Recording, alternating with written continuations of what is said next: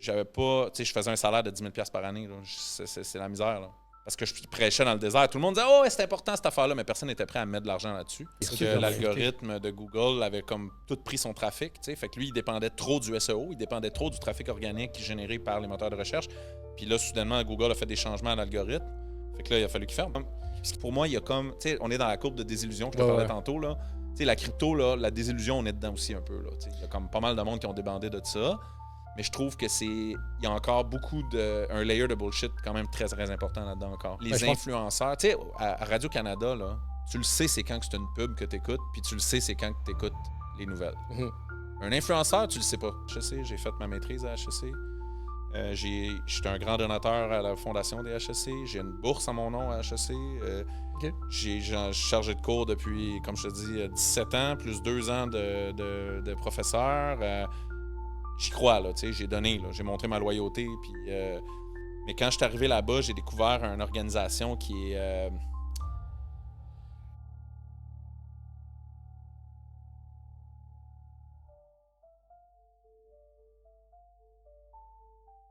Hey, what's up, guys? Je suis votre host, Ray Antonio, Yellow Sea Podcast. Et mon prochain invité, bon, on s'en va dans le marketing. Puis, je vous ai amené un pro, quelqu'un que j'ai vu, un beau profil, puis je me suis dit, je pourrais tellement en apprendre, mais si je peux en apprendre, vous allez en apprendre.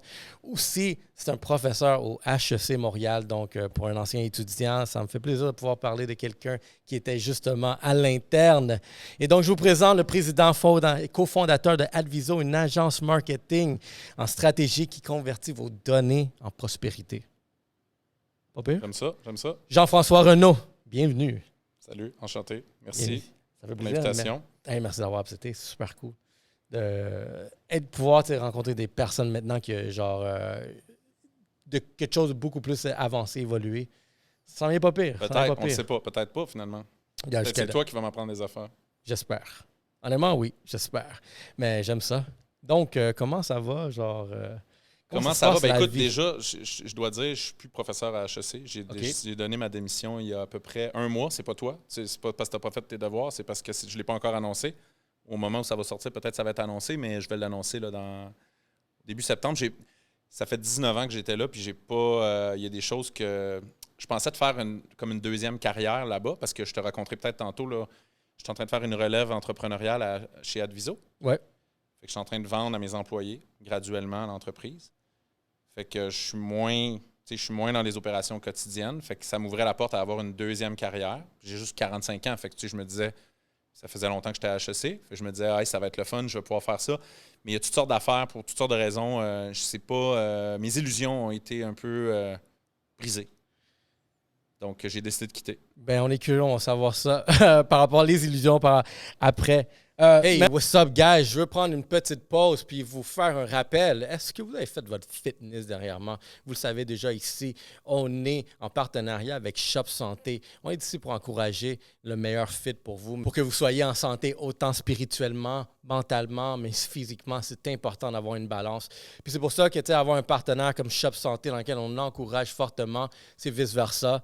On veut vous encourager à prendre le dessus sur votre vie. Puis du moment que vous avez ce bon contrôle-là, je peux vous assurer que beaucoup de choses vont aller beaucoup plus simples. Mais ça commence à aller chez Shop Santé, trouver vraiment la gamme de suppléments qui va vous faire du bien. Moi, je fais un bon mélange justement de collagène avec la créatine. Je fais du AAA, puis aussi des vitamines pour combler tout ça. Puis ça, c'est vraiment mon cocktail matinal. Puis ça me permet de carburer pour le reste de la journée. Comme ça, pour la fin, tu peux dormir beaucoup mieux, puis tu sais déjà que tu t'es donné ton maximum qui permet d'atteindre ton balance de vie. Donc, comme vous savez déjà, Shop Santé, 34 succursales partout au Québec. Il y en a un projet chez vous. Abonnez-vous. Let's go. Après, mais OK, HEC, juste rapidement comme ça, HEC, ça fait 19 ans que tu es là, mais Adviso, ça fait 21 ans. Oui, ça fait 22 ans même, ouais. 22 ans, fait que c'est comme vraiment pas loin en début de ton... Je suis un gars loyal, je pense. Puis aujourd'hui, ça fait 24 ans avec ma blonde. Oh! Ah, fait que ta vie, elle a commencé officiellement à 21 ans. On dirait, hein? 20 ans à peu près. 20 ans, OK. Ouais. Fait que là, c'est là que tu as commencé la business. Ouais. C'est là que tu as commencé la relation. Puis même, tu es devenu prof à... Je suis devenu chargé de cours au départ. 17 ans de charge de cours, puis environ 2 ans de professeur. OK. Fait que t'étais... Entre toi et moi, là, ça fait pas mal la même job dans le sens au niveau avec les étudiants, ça revient pas mal au même. Professeur, tu as d'autres responsabilités. Là. Par exemple, tu pourrais avoir de la recherche. Moi, j'en avais pas, mais tu peux. En général, un professeur va avoir une partie recherche, une partie enseignement. Moi, j'avais juste la partie enseignement. C'est là-dessus que je voulais me concentrer. Puis c'est ça que j'aime le plus, c'est le contact avec la plus jeune génération d'étudiants. C'est ça que j'aime vraiment. Fait que, Puis c'est en commerce électronique? Commerce électronique, branding, puis numérique en général. OK, super. Ouais. Le déploiement de la marque dans les canaux numériques, puis le déploiement de la marque point maintenant. De nos jours, c'est pas mal dans les canaux numériques que ça se passe. Là, fait que... Je me demande si on serait croisés. Moi, j'ai été là de 2010 à 2015. Bon, oui. Moi, j'ai enseigné là de 2010 à 2015. J'ai enseigné au MBA, j'ai enseigné à la maîtrise en commerce électronique. J'ai enseigné dans cette période-là, c'était dans pas mal les 2 cours que je donnais. Ouais. OK. Bah, en tout cas, je t'ai jamais eu comme prof. Tu as fait quoi, un bac? Ouais. Okay. Cumul, mais tu sais, vraiment, j'avais pris qu'est-ce qui est dans le marketing. C'est des certificats que tu as fait. Ouais. Okay, c'est ça. J'ai jamais enseigné au certificat. Ah, OK. J'ai enseigné au bac en 2005-2006. Puis c'est là que j'ai croisé, d'ailleurs, la CEO d'Adviso maintenant, que j'ai nommée. J'étais dans ma classe en 2005. Puis mon plus gros compétiteur aussi était dans la même classe en 2005, au bac. Puis depuis 3 ans, j'ai enseigné au bac aussi. Mais entre les deux, j'étais surtout au 2e cycle. OK. Avant de devenir professeur, ça, c'est une question que j'avais. C'est qui était venu en premier, l'entrepreneur ou le professeur? L'entrepreneur, définitivement. Puis c'est l'entrepreneur qui a fait que l'école a voulu que je vienne enseigner, dans le fond, parce que, justement, j'avais de l'expérience de terrain avec des clients, avec la vraie vie. Des fois, c'est ça qui est le problème des professeurs. Hein, c'est par définition, ils sont moins connectés avec les vrais projets de la vraie vie parce qu'ils sont plus dans la recherche, par définition. Fait que moi, je pense que c'est ça qu'ils voulaient. S'ils voulaient que j'amène de l'expérience concrète aux étudiants, dans le fond, de vrais projets de vie. C'est quoi l'opportunité que tu as vue, genre, au début 2000, que tu es comme, il faut que je me lance en marketing d'agence? C'est simple, c'est que dans le fond, à l'époque, en 2000, rappelle-toi, il y avait eu, je sais pas si quel âge que tu as. Ben, j'avais 11 ans, j'ai 37. OK, fait qu'à 11 ans, peut-être que tu réalisais pas ça, mais de 1995 à 2000, il y avait des gens qui avaient beaucoup d'argent qui s'en allait. Comme aujourd'hui, on entend exactement. On entend qu'en AI, il y a beaucoup de fonds d'investissement qui mettent de l'argent en AI. À l'époque, c'était dans des sites web, dans des applications web. Puis il y a un nombre très, très, très grand de cet argent-là qui n'a jamais été revu, là, parce qu'elle a été brûlée sur des projets qui avaient sans queue ni tête, là, dans le fond. Fait qu'on était un peu... En 2000, c'était vraiment la fin de cette bulle-là. Fait que, on était vraiment à l'époque où il y a Gartner, il donne la courbe de hype d'une technologie. Hein. Ils disent au début, il y a une hype. Après ça, il y a la désillusion. Fait que là, c'est comme tout le monde commence à dire « OK, attends une minute, c'était trop... le monde a exagéré. » Là, ça, c'était l'Internet? Toutes les nouvelles technologies ont cette courbe-là, dans le fond. Fait que le AI est en train d'avoir cette courbe-là en ce moment. On est encore dans la hype en ce moment du AI. Il va y avoir à un moment donné une désillusion. Là. Les gens vont... Tu sais, à un moment donné, quand ça va faire... tu vas avoir beaucoup de déception des fois par rapport à cette technologie-là. Puis à un moment donné, ça va remonter. Puis là, on appelle ça le plateau de productivité. Ça, c'est quand la technologie, elle devient elle commence à faire du sens. Elle commence à être bien utilisée par les gens. Tu sais, au début, les gens, ils s'excitent. Ils pensent plein de promesses par rapport à ça. Puis là, évidemment, les promesses, souvent, ne sont pas tenues. Puis là, à un moment donné, ça revient tranquillement, pas vite. Puis là, c'est là que la technologie, elle devient vraiment utile. Mais il y a tout ce cycle-là. Fait qu'en 2000, on était exactement dans le crash. On était dans le moment où les gens se sont rendus compte que finalement, on n'aurait peut-être pas dû mettre 10 millions sur un site web pour payer des contraventions en ligne parce que finalement, il n'y avait personne qui était capable d'aller payer en ligne sa contravention parce qu'il n'y avait pas encore les outils de paiement en ligne, il n'y avait pas encore... Les gens n'avaient pas un ordinateur chez eux, les navigateurs de l'époque ne le suivaient pas. Fait qu'on était dans cette période-là. Je comprends. Puis là, il y avait comme les sites web, toute la conversation autour des sites web, c'était une conversation esthétique. C'était genre, « Es-tu beau, mon nouveau site web? » Puis nous autres, on trouvait que la conversation business, elle existait comme plus, puis on voulait la ramener. Fait qu'on voulait faire une espèce de le business plan digital, dans le fond. C'est un peu ça qui était le plan de match. C'était très early stage Google. Là, comme, Google existait à peine à cette époque-là. Google commençait à exister, était dans un sous-sol encore. Larry et Sergey qui pitonnaient dans un sous-sol. À l'époque, c'était Alta Vista, le moteur de recherche le plus connu. Aujourd'hui, tu dis Alta Vista, les gens ne savent même pas de quoi tu parles, mais avant Google, c'était Alta Vista, le moteur de recherche le plus utilisé. Fait que toi, puis c'est quelque chose que j'ai appris justement au HEC, vraiment, je me souviens au cours d'économie. C'est à chaque fois que tu es dans le creux, ben le prof il nous disait, c'est là que les opportunités vont commencer à sortir. Fait que toi, tu as vraiment pogné la vague d'opportunités qui étaient autour de ça. En fait, il n'y avait pas de vague. on a pogné ça, naïf, innocent, en mode, ben là, le monde, il parle d'un beau site web, mais ils savent pas à quoi il sert, ils savent pas comment être découverts sur AltaVista, ils savent pas comment mesurer le succès de leur affaire. Bref, ils savent pas faire un business plan, ils savent pas comment le faire. Ils pensent juste à la beauté de leur site. Mais finalement, s'il y a personne qui le voit, ce site-là, on s'en fout, qu'il soit beau. Fait que nous autres, on croyait dur comme fer que c'était la chose la plus importante de la Terre. Mais on n'avait pas. Mais le marché n'était pas prêt pour nous du tout. Là. Fait que tu t'es juste lancé. Année 1, là, j'avais pas. Je faisais un salaire de 10 000 $ par année. Là. C'est la misère. Là. Parce que je prêchais dans le désert. Tout le monde disait, oh, c'est important cette affaire-là, mais personne n'était prêt à mettre de l'argent là-dessus. Fait que toi, t'étais le fou, genre, du village. Oui, mais on y croyait vraiment. C'était la passion et la naïveté d'un gars de 20 ans qui croit à son affaire. Puis ça a été à la fois une chose positive pour moi de croire et de persévérer là-dedans. Parce que finalement, quand le monde a commencé à s'y intéresser pour vrai, nous autres, ça faisait 5-6 ans qu'on en parlait, beaucoup. Fait que le monde, ils se sont dit, eux autres, ça fait 5-6 ans qu'ils parlent de ça. Fait que t'avais déjà une notoriété. Là, on était comme prêt à capturer la valeur qu'on avait essayé de créer. C'est Adviso back then? Oui, c'est Adviso. Okay. Ça, c'est toujours appelé Adviso. Apparemment, ça prend 10 ans pour devenir un overnight success. Moi, j'avais entendu 4 à 7 ans. Dans notre cas, ça a été vrai. Ça a été à peu près ça. Puis après ça, c'est à partir de cette période-là que tu as senti une croissance, genre vraiment une équipe? On a toujours eu quand même une croissance. Tu sais, je te dirais les 3-4 premières années, pas vraiment. Mais après ça, on a toujours eu quand même une croissance. Mais tu sais, nous autres, on est sur un marathon. Tu sais, souvent, les gens dans les compagnies technologiques, puis nous, on n'est pas une compagnie technologique, finalement, on est une compagnie de services. Ouais. Tu sais, on offre des services à des clients, on accompagne des clients. Fait que dans les compagnies technologiques, souvent, les gens, ce qu'ils veulent avoir, c'est un hockey stick effect. Tu sais, c'est comme le graphique en forme de bâton de hockey où il y a une explosion incroyable. Ouais, je vois le genre. Tu sais, quand tu as un produit, mettons, je sais pas moi, une application, tu as besoin d'avoir une masse critique de gens qui embarquent dessus. Fait que s'il y a juste comme 100 personnes dessus, ça ne lèvera pas assez. Fait qu'il faut que tu en ailles vraiment beaucoup, d'où le hockey stick. Mais on dirait que c'est 9 sur 10 qui n'ont pas de hockey stick. Là.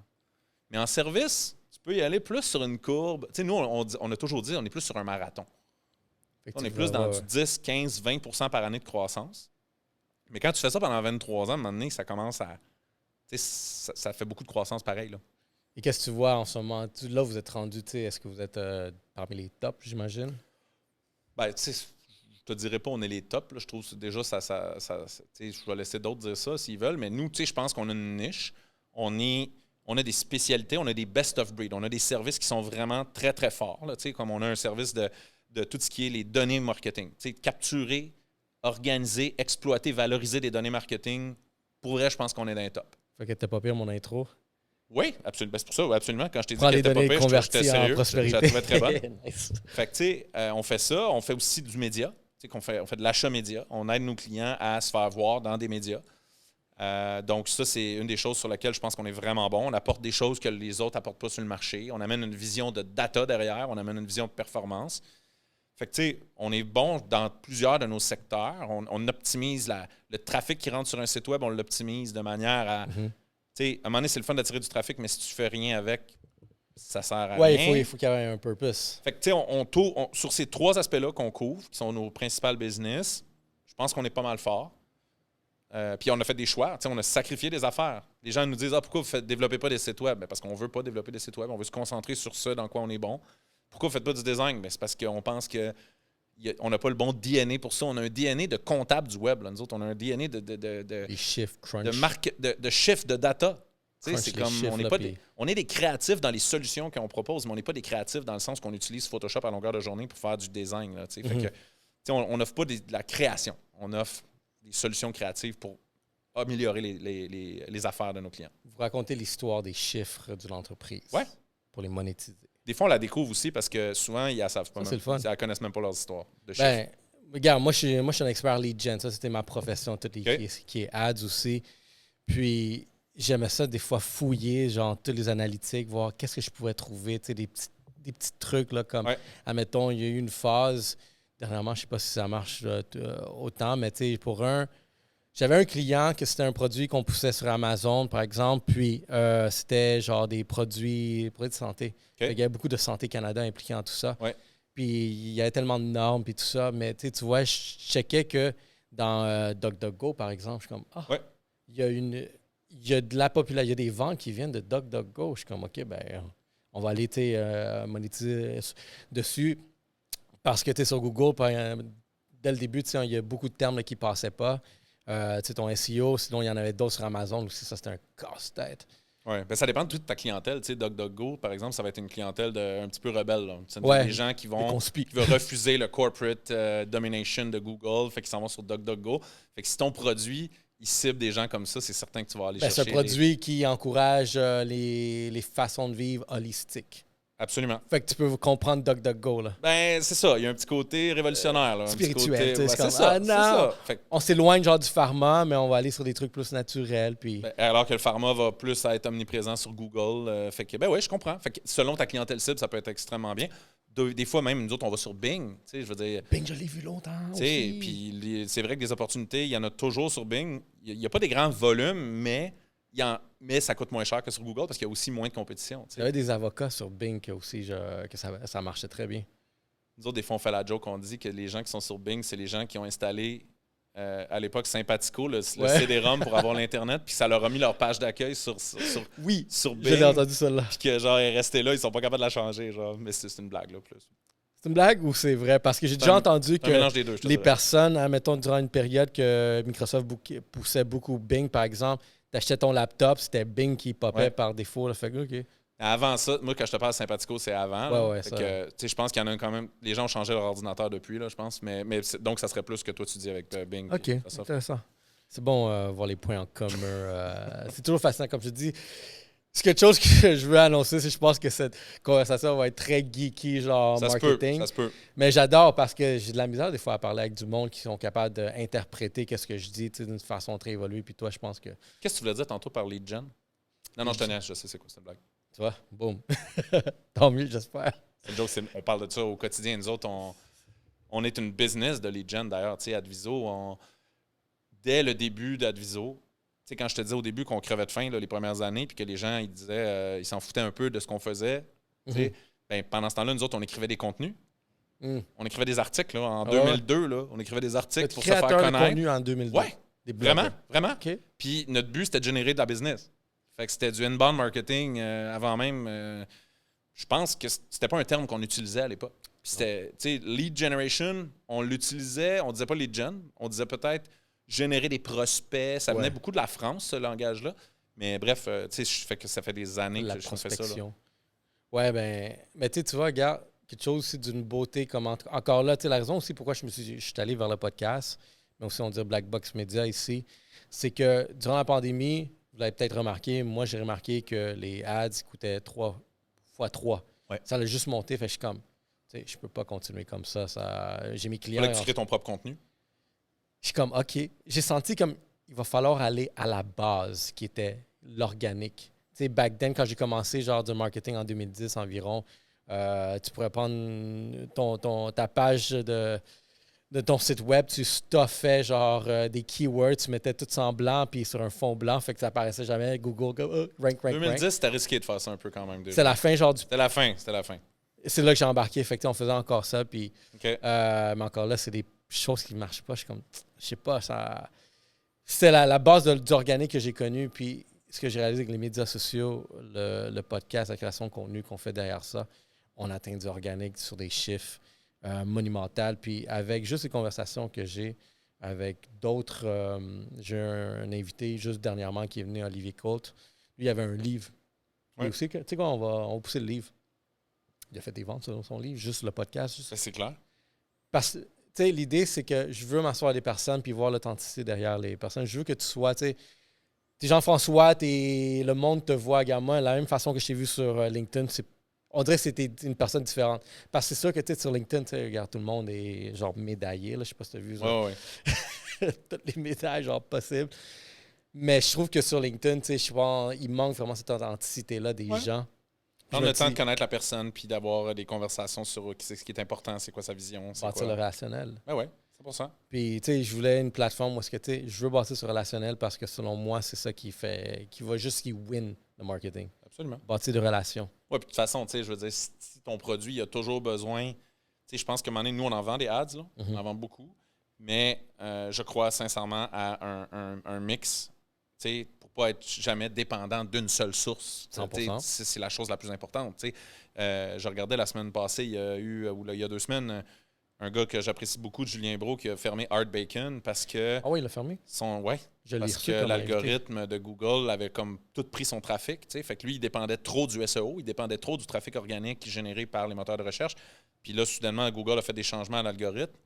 Puis là, ça a comme pris, je ne sais plus quel pourcentage, mais un pourcentage très, très, très élevé de son trafic. Fait que là, il a fallu qu'il ferme. Puis ce qui est drôle, c'est que ce qui est triste, c'est que le lendemain qu'il a annoncé sa fermeture, il y a eu un autre changement d'algorithme qui il ramenait son trafic. Aïe. Fait que, mais tu vois, ce que je veux illustrer par là, c'est qu'une dépendance envers, que ce soit l'organique d'une plateforme ou que ce soit des ads, n'importe quelle dépendance envers un channel est très, très, très dangereuse. Je veux dire, c'est ça mon point. Énormément, tu sais, puis même, tu sais, venant la pandémie, OK, tu sais, je maîtrisais tout ce qui est ads. Maintenant, OK, laisse-moi faire du organique. Fait que là, je suis capable de peut-être proposer des solutions qui sont mix organique et ads, tu sais, beaucoup du remarketing, ça, j'essaie de faire le plus, mais conseil que je donnais le plus aux gens, c'est bâtissez votre liste de courriel parce que si la plateforme s'en va, là. 100% d'accord avec ça. S'en va avec tes followers, là. Pour moi, le courriel, c'est encore l'identifiant numérique le plus important pour rejoindre du monde à long terme. Puis est-ce que as-tu remarqué une diminution, mettons, sur la conversion? Tu vois tout le temps que les courriels? Ouais. Ben, c'est parce que les courriels, tu peux les... Oui et non. Oui et non, ça dépend. Non, je te dirais à effort égal, mettons un client qui performe bien avec ses courriels, j'ai pas vu de diminution, non. Mais, ce qui est le fun avec des courriels, c'est que tu peux faire un paquet d'autres affaires. Tu sais, tu peux... Si tu as des bons courriels, puis tu attaches à ces courriels-là un bon contexte, c'est-à-dire, par exemple... ce groupe de clients-là, il vient 4 fois par mois au magasin, puis il achète pour 1 000 $ par mois, je dis n'importe quoi. Puis ce groupe de courriels-là, il achète presque rien. Puis je suis capable de concentrer mes dollars publicitaires vers le bon groupe de personnes. Mais tu sais, ce courriel-là, il m'a permis de faire cette segmentation-là aussi. Ouais. Fait que ça n'a pas de prix, là, tu sais. Puis le courriel me permet aussi de faire du remarketing, me permet d'exclure des gens de remarketing. Tu sais, fait que le courriel, il n'y a pas juste envoyer un courriel que ça sert. Ça sert à matcher ton profil dans ma base de données puis de l'attacher avec un contexte qui apporte de la valeur. Si je n'ai pas ton courriel puis tu es un anonyme, je ne peux pas faire tout ça. Je ne peux pas te relancer après. Fait que pour moi, le courriel, c'est plus une façon de t'identifier qu'un outil pour te rejoindre. OK, ouais, non, définitivement, je suis d'accord. Comment vois-tu le Web 3? Écoute, en toute transparence, le Web 3, pour moi, c'est un terme qui veut tout puis rien dire. Dis-moi. Ben, tu sais, pour moi, le Web 3, c'est tout ce qui vient... tu sais, les gens qui... tu sais, j'ai un ami qui travaillait qui travaillait à très haut niveau là, pour la réalité virtuelle, puis il utilisait le mot Web 3. Puis j'en ai d'autres qui me... Tu sais, le Web 3, c'est beaucoup d'affaires. C'est comme l'évolution, la next evolution du Web, ça se déploie de plein de façons. Il y en a qui vont parler de la blockchain avec le Web 3. Fait que, tu sais, dans le fond, je dis pas oui ou non Web 3. Je dis, que veux-tu dire, toi, par le mot Web 3? Quand quelqu'un parle de Web 3, c'est ma première question. C'est toi, c'est pourquoi pour toi le Web 3? Parce que ça veut tout puis rien dire pour moi. Ça peut toucher à tellement de choses différentes. Tu sais. Si on parle de blockchain, j'aurais pas le même discours que si on parle de réalité virtuelle. Ouais, non, c'est vrai. Ben, tu sais, pour moi, l'angle que j'essaie de le découvrir de plus en plus, c'est beaucoup orienté vers la décentralisation, mais aussi comment l'utilisateur maintient ses données. OK. OK.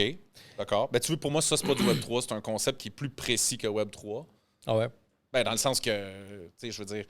Là, tu parles plus de blockchain, dans le fond, là? Ouais, ben, tu sais, exactement. Ça, blockchain, parce que je le vois, genre, l'évolution, tu sais, si je comprends les notions jusqu'à date, tu sais, en ce moment, tu sais, on est dans, on va dire, Web 2, si on le voit de cette façon-là. Ouais. Mais où est-ce que, tu sais, les données sont on dit dans ce cas-là, tu sais, on dit fait Meta, Google. Eux autres contrôlent les données.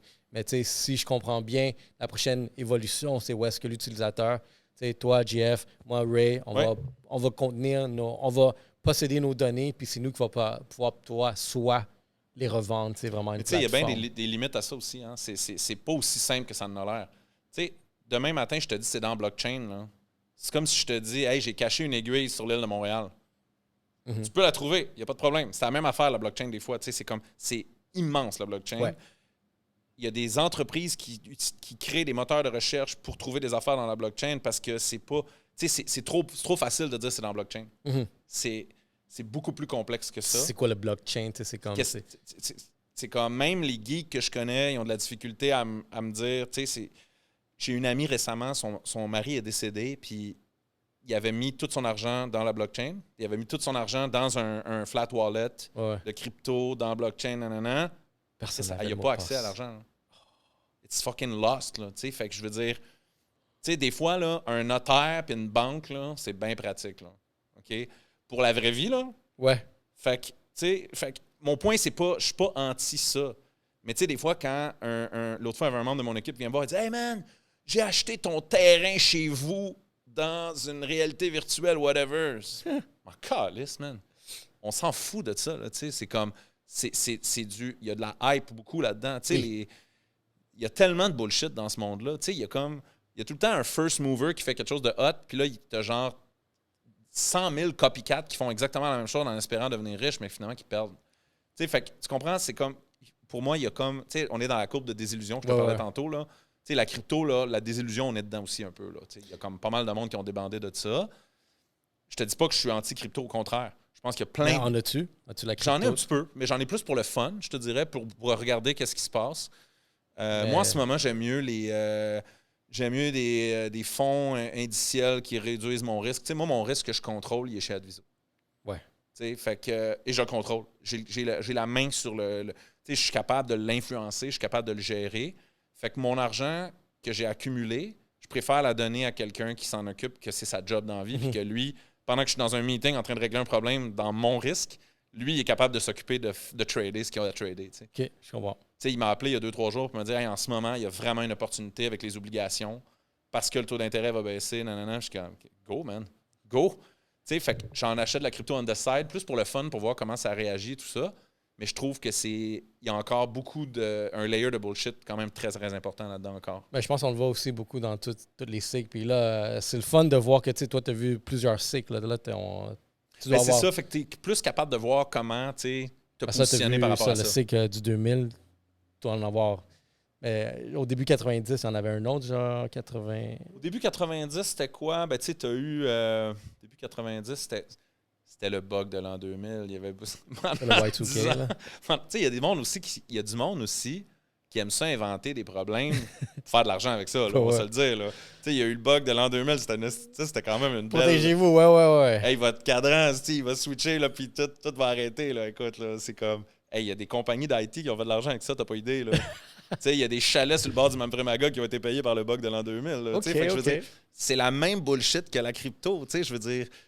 Tu sais, quand les gars, ils ont vendu voyons, comment ça s'appelait, les apes, là, les singes, là. Les NFT, là, puis tout ça. Là, c'est ça. Tu sais, hey, écoute, eux autres, après ça, il y en a une couple qui ont vendu de la cochonnerie qui valait zéro, qui ont fait des millions avec ça, tu sais. Puis il y a un paquet de monde qui les a suivis, mais tu sais, à un moment donné, c'est pas aussi simple que ça, la vie. C'est rare que tu fais de l'argent en faisant rien, là. Tu sais, c'est vraiment rare, là. Faut qu'il... T'as une vraie valeur, que quelqu'un qui soit prêt à payer pour ton affaire. Tu sais, c'est comme, regarde... Quand c'est trop beau pour être vrai, moi, je me méfie un petit peu. Je trouve qu'il y a un peu de ça dans le Web 3.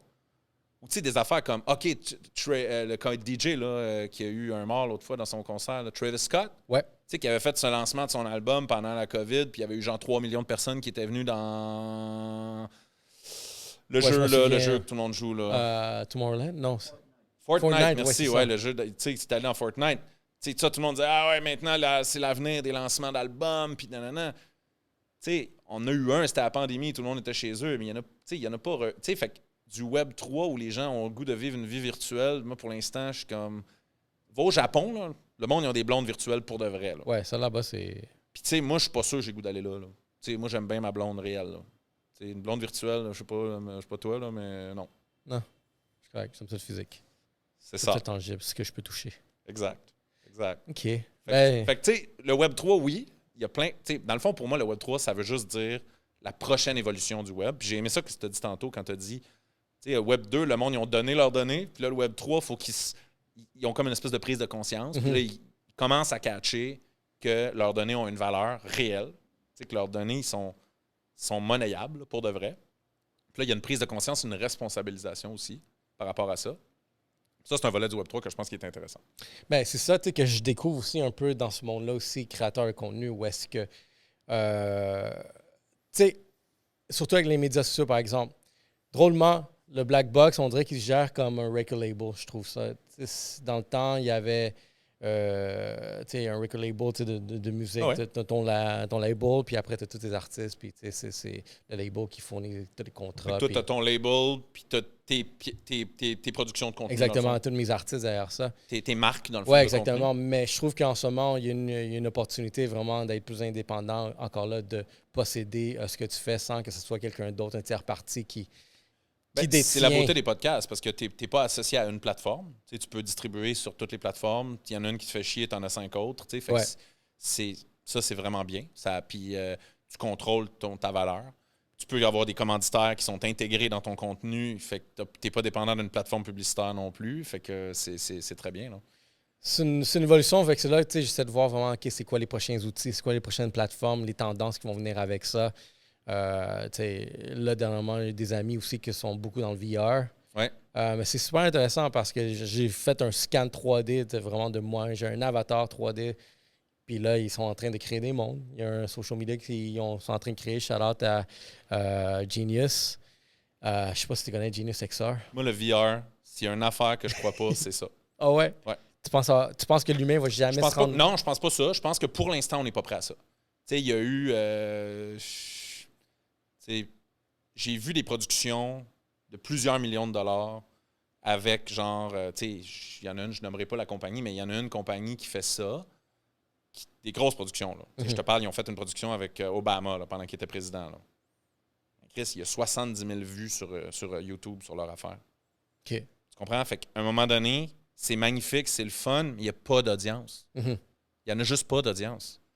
Pas encore. Il n'y en a pas encore, mais ça fait un bout là, qu'on dit qu'il va en avoir, puis ça n'arrive pas. Fait que je pense que tant qu'il n'y aura pas un device où c'est le fun à consommer, si ton avatar dont tu parlais, là, s'il apparaît ici en hologramme, puis on peut jaser avec sans avoir une cochonnerie d'en face, sans que ce soit socially awkward, dans le fond, là. Moi, je te vois, je veux te parler. J'ai pas le goût là, d'avoir un cossin en face puis que je te vois plus, là, puis que je te vois à travers un écran. Je suis avec toi, là, on a une proximité, on veut se parler. Fait que s'il y a un hologramme qui apparaît ici, puis je peux y parler comme ça sans rien, je pense que là, peut-être, ça peut commencer à... Mais tant qu'il n'y a pas ça, puis qu'on a besoin d'avoir, tu sais... Un tiers, genre... Une gaga. C'est même Apple là, qui ont lancé, on s'entend. Là. Leur affaire, c'est pas un succès. Là. Je veux dire, on peut bien... C'est cool, je l'ai essayé, mais je me vois pas encore l'utiliser. Tu le mets dans ta face, puis la première affaire que tu as le goût, c'est pas mal de l'enlever. Là. Tu trouves ça cool pendant 5 minutes. Mais tu sais quoi? Il y a quelque chose d'un peu genre... Je l'ai essayé, puis je peux comprendre l'adoption où est-ce qu'elle pourrait se faire. Parce qu'il y a du monde, on dirait que plus on avance, plus le monde sont solitaires aussi. Tout le monde est collé sur le téléphone. Puis on dirait que ce device-là... Le monde que j'ai essayé, je l'ai mis, puis t'étais genre au bord d'un lac, dans la forêt. Puis la seule chose qui manquait, c'est juste l'élément naturel. S'il y a genre il y a quand même un gros élément qui manquait, là. Ouais. Puis je me dis, le moment que tu peux avoir juste un peu spray, genre un froid, là, parce que dans la nature, là. Tu peux voir quelqu'un qui va venir après sa job, un gars qui juste une job qui trouve ça correct. C'est pas genre qu'il se passionne, mais où est-ce qu'il peut s'en aller dans un autre monde. Puis... Ouais, ça me fait penser un peu au film Ready Player One. Tu l'avais vu ce film-là? Ouais. Tu sais, c'est quand même triste un peu. Là. Tu mets tout ton argent et toute ton énergie dans ta vie virtuelle, mais Chris, tu habites dans un dépotoir, là, de l'autre bord. Quand tu éteins ton appareil, tu es dans un dépotoir, puis tu es triste. Puis, je sais pas là, si c'est l'affaire qu'on devrait viser. Penses-tu qu'on s'en va dans un avenir dystopique? Un peu, parce que ce que tu as dit tantôt, tu as dit le monde est de plus en plus solitaire. Puis ça, j'ai pas de chiffres à amener à la table en ce moment, mais je pense que c'est une réalité. Là. Les gens sont de plus en plus isolés, de plus en plus solitaires. Puis je pense pas que c'est la bonne. L'humain est une bébête sociale. Là. Ouais. Je pense pas que ce soit la bonne direction à prendre, mais c'est clairement une direction qui se prend. Puis tout le monde maintenant a tellement des critères élevés pour ses rencontres, pour ci, pour ça, que tout le monde s'isole un peu eux autres mêmes. Ouais, définitivement. Mais tu sais, regarde, moi j'ai 2 petites filles, là, puis j'en ai 3 ans, puis. Tu sais, veut pas, elle voit le sel. Elle écoute l'écran, elle est sur un écran, certaines choses. On leur donne tout l'exemple. Hein, puis c'est quelque chose que je me dis, il y a 2 types de parents. Le parent qui donne l'écran à son enfant, puis les menteurs. Parce que c'est impossible là, que genre, tu sois 0 écran sur un cellulaire. D'accord. Parce que si ton kid te voit sur ton sel, il veut être sur son sel. Il veut faire, ben oui. Puis tout le monde est sur un sel. Puis ils disent qu'en bas de 3 ans, c'est vraiment physiquement très, très, très mauvais de le faire. C'est... Ouais, regarde. Tu sais, je regarde, j'étais en Europe cet été, là, c'est la norme au restaurant, là, le iPad. Le monde, ils mangent au restaurant avec leurs enfants, puis les enfants ont un iPad, puis ils le regardent. Tu sais, un souper de famille, quand j'étais petit, moi, je veux dire, mes cousins, j'allais les voir, puis on mélangeait du sucre, du sel, puis on faisait des conneries, tu sais, à table, puis c'est des beaux souvenirs. Ouais. Les autres, ils ont chacun leur écran, puis ils se regardent même pas. Tu sais, j'étais comme... On dirait que c'était pire en Europe que ce que je vois ici dans les restos. Fait que ça s'en vient ici, ça s'en vient déjà là. Je sais pas, mais tu sais, je suis pas sûr que c'est la bonne tangente à prendre, là, comme non. pour l'humain. Fait que, tu sais, quand tu me parles de VR, moi, je suis comme, je vois beaucoup d'obstacles technologiques qui font que c'est pas demain que ça va arriver, à cause que c'est pas agréable. Mm-hmm. Puis, je vois aussi des choses que, comme humain, je suis pas sûr que j'ai le goût que ça se passe. T'sais. Fait que c'est ça que ça me fait penser quand je parle de VR. Mais je trouve que les enfants qui commencent à être hooked dès le début sur les appareils, c'est inévitable. Ça, je suis d'accord avec toi. C'est inévitable. Devrait-on plus prendre l'opportunité puis essayer de développer une façon qu'on va pouvoir maximiser d'un bon côté avec une action qui va être inévitable ou juste complètement mettre genre des règles où est-ce que non.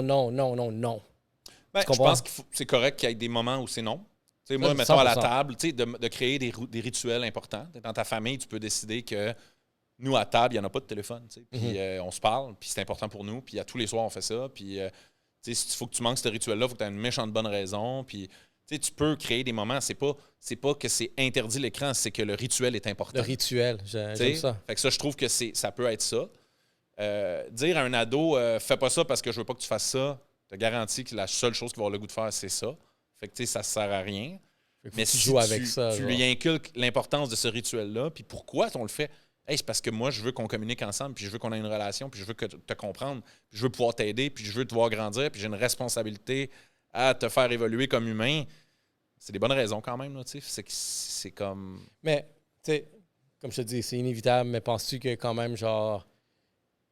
C'est quand même positif qu'il va y avoir du monde qui vont maintenir ces valeurs-là, de toujours, tu sais, vraiment de montrer des bons rituels. Moi, quelque chose que j'essaie d'inculper le plus à ma fille, c'est aller jouer au dehors. Ben oui. Fait que je vais prendre... c'est une forme de rituel.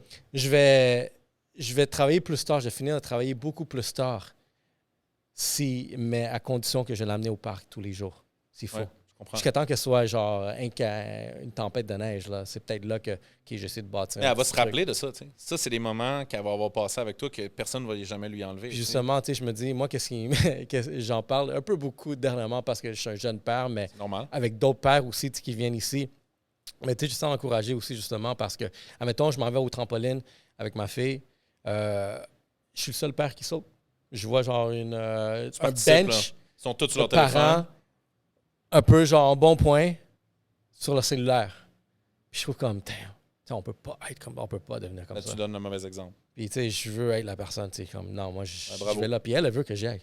Je peux pas lui dire non parce que ça me pète une crise. Tu vois, pour moi, le VR nous éloigne de ça. Ouais, mais... Fait que, tu sais, pour moi, VR, non. Pour l'instant, non. AR, peut-être? AR, je te parlais d'hologramme. Ouais. AR, c'est un peu ça pour moi. Fait que c'est déjà plus intéressant parce que on dirait que c'est plus intégré dans la... Tu sais, moi, dans Star Wars, là, quand il parle à un hologramme, ça, je trouve ça le fun. Tu sais, si, mettons, ton ami là, qui habite en Europe puis que tu fais un Zoom en ce moment avec, s'il pouvait apparaître dans ta cuisine puis il boit du vin chez eux puis toi, tu bois du vin chez vous, mais il est comme assis à ta table, ça, c'est le fun parce que ça te rapproche d'un contact humain. Tu sais... Fait que n'importe quoi qui va dans cette direction-là puis j'ai pas besoin d'avoir un gros device sur la tête, je pense que ça, j'y crois. Et comment tu vois l'implication de AI dans tout ça? Ça, c'est le gros sujet encore là. Ouais. Comme tu dis, on est déjà dans une pente de hype. Oui. Ben, en ce moment, c'est que le AI est utilisé à toutes les sauces. Tout le monde pense qu'il va régler tout avec le AI.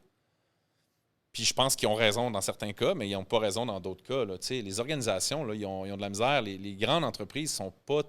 Ils n'ont pas encore réussi, tu sais, des méta qui ont réussi à prendre de la donnée puis à la valoriser d'une manière absolument, à créer tellement de valeur avec la donnée. Ce n'est pas le cas de toutes les grandes entreprises. Ils ne sont pas rendus là, les entreprises. Ils n'ont pas encore organisé leur data pour la rendre exploitable.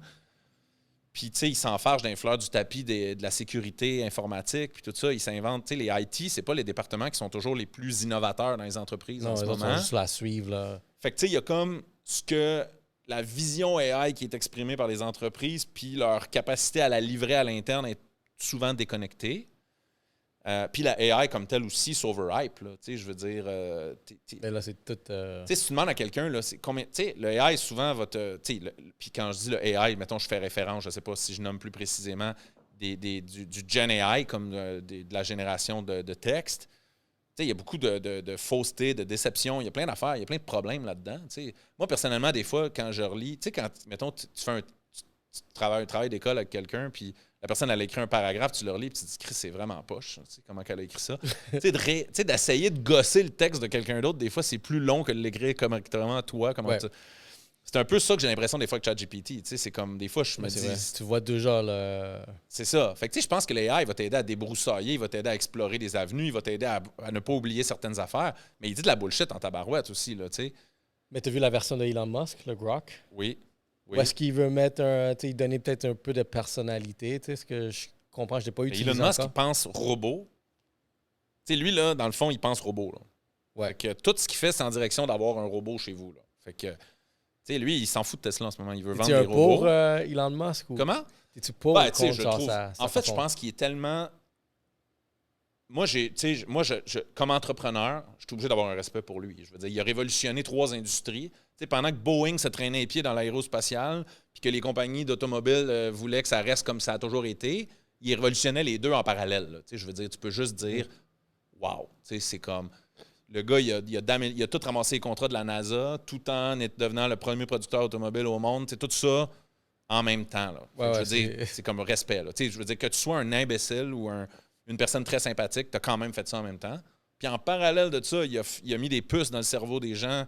Là, il a mis de puces dans une deuxième personne. Là. Je l'ai vu, ça, là. Chris, le gars, il est capable de jouer à Call of Duty sans les mains. Là. Je veux dire, c'est quand même pas rien avec sa tête. C'est quand même fou, là.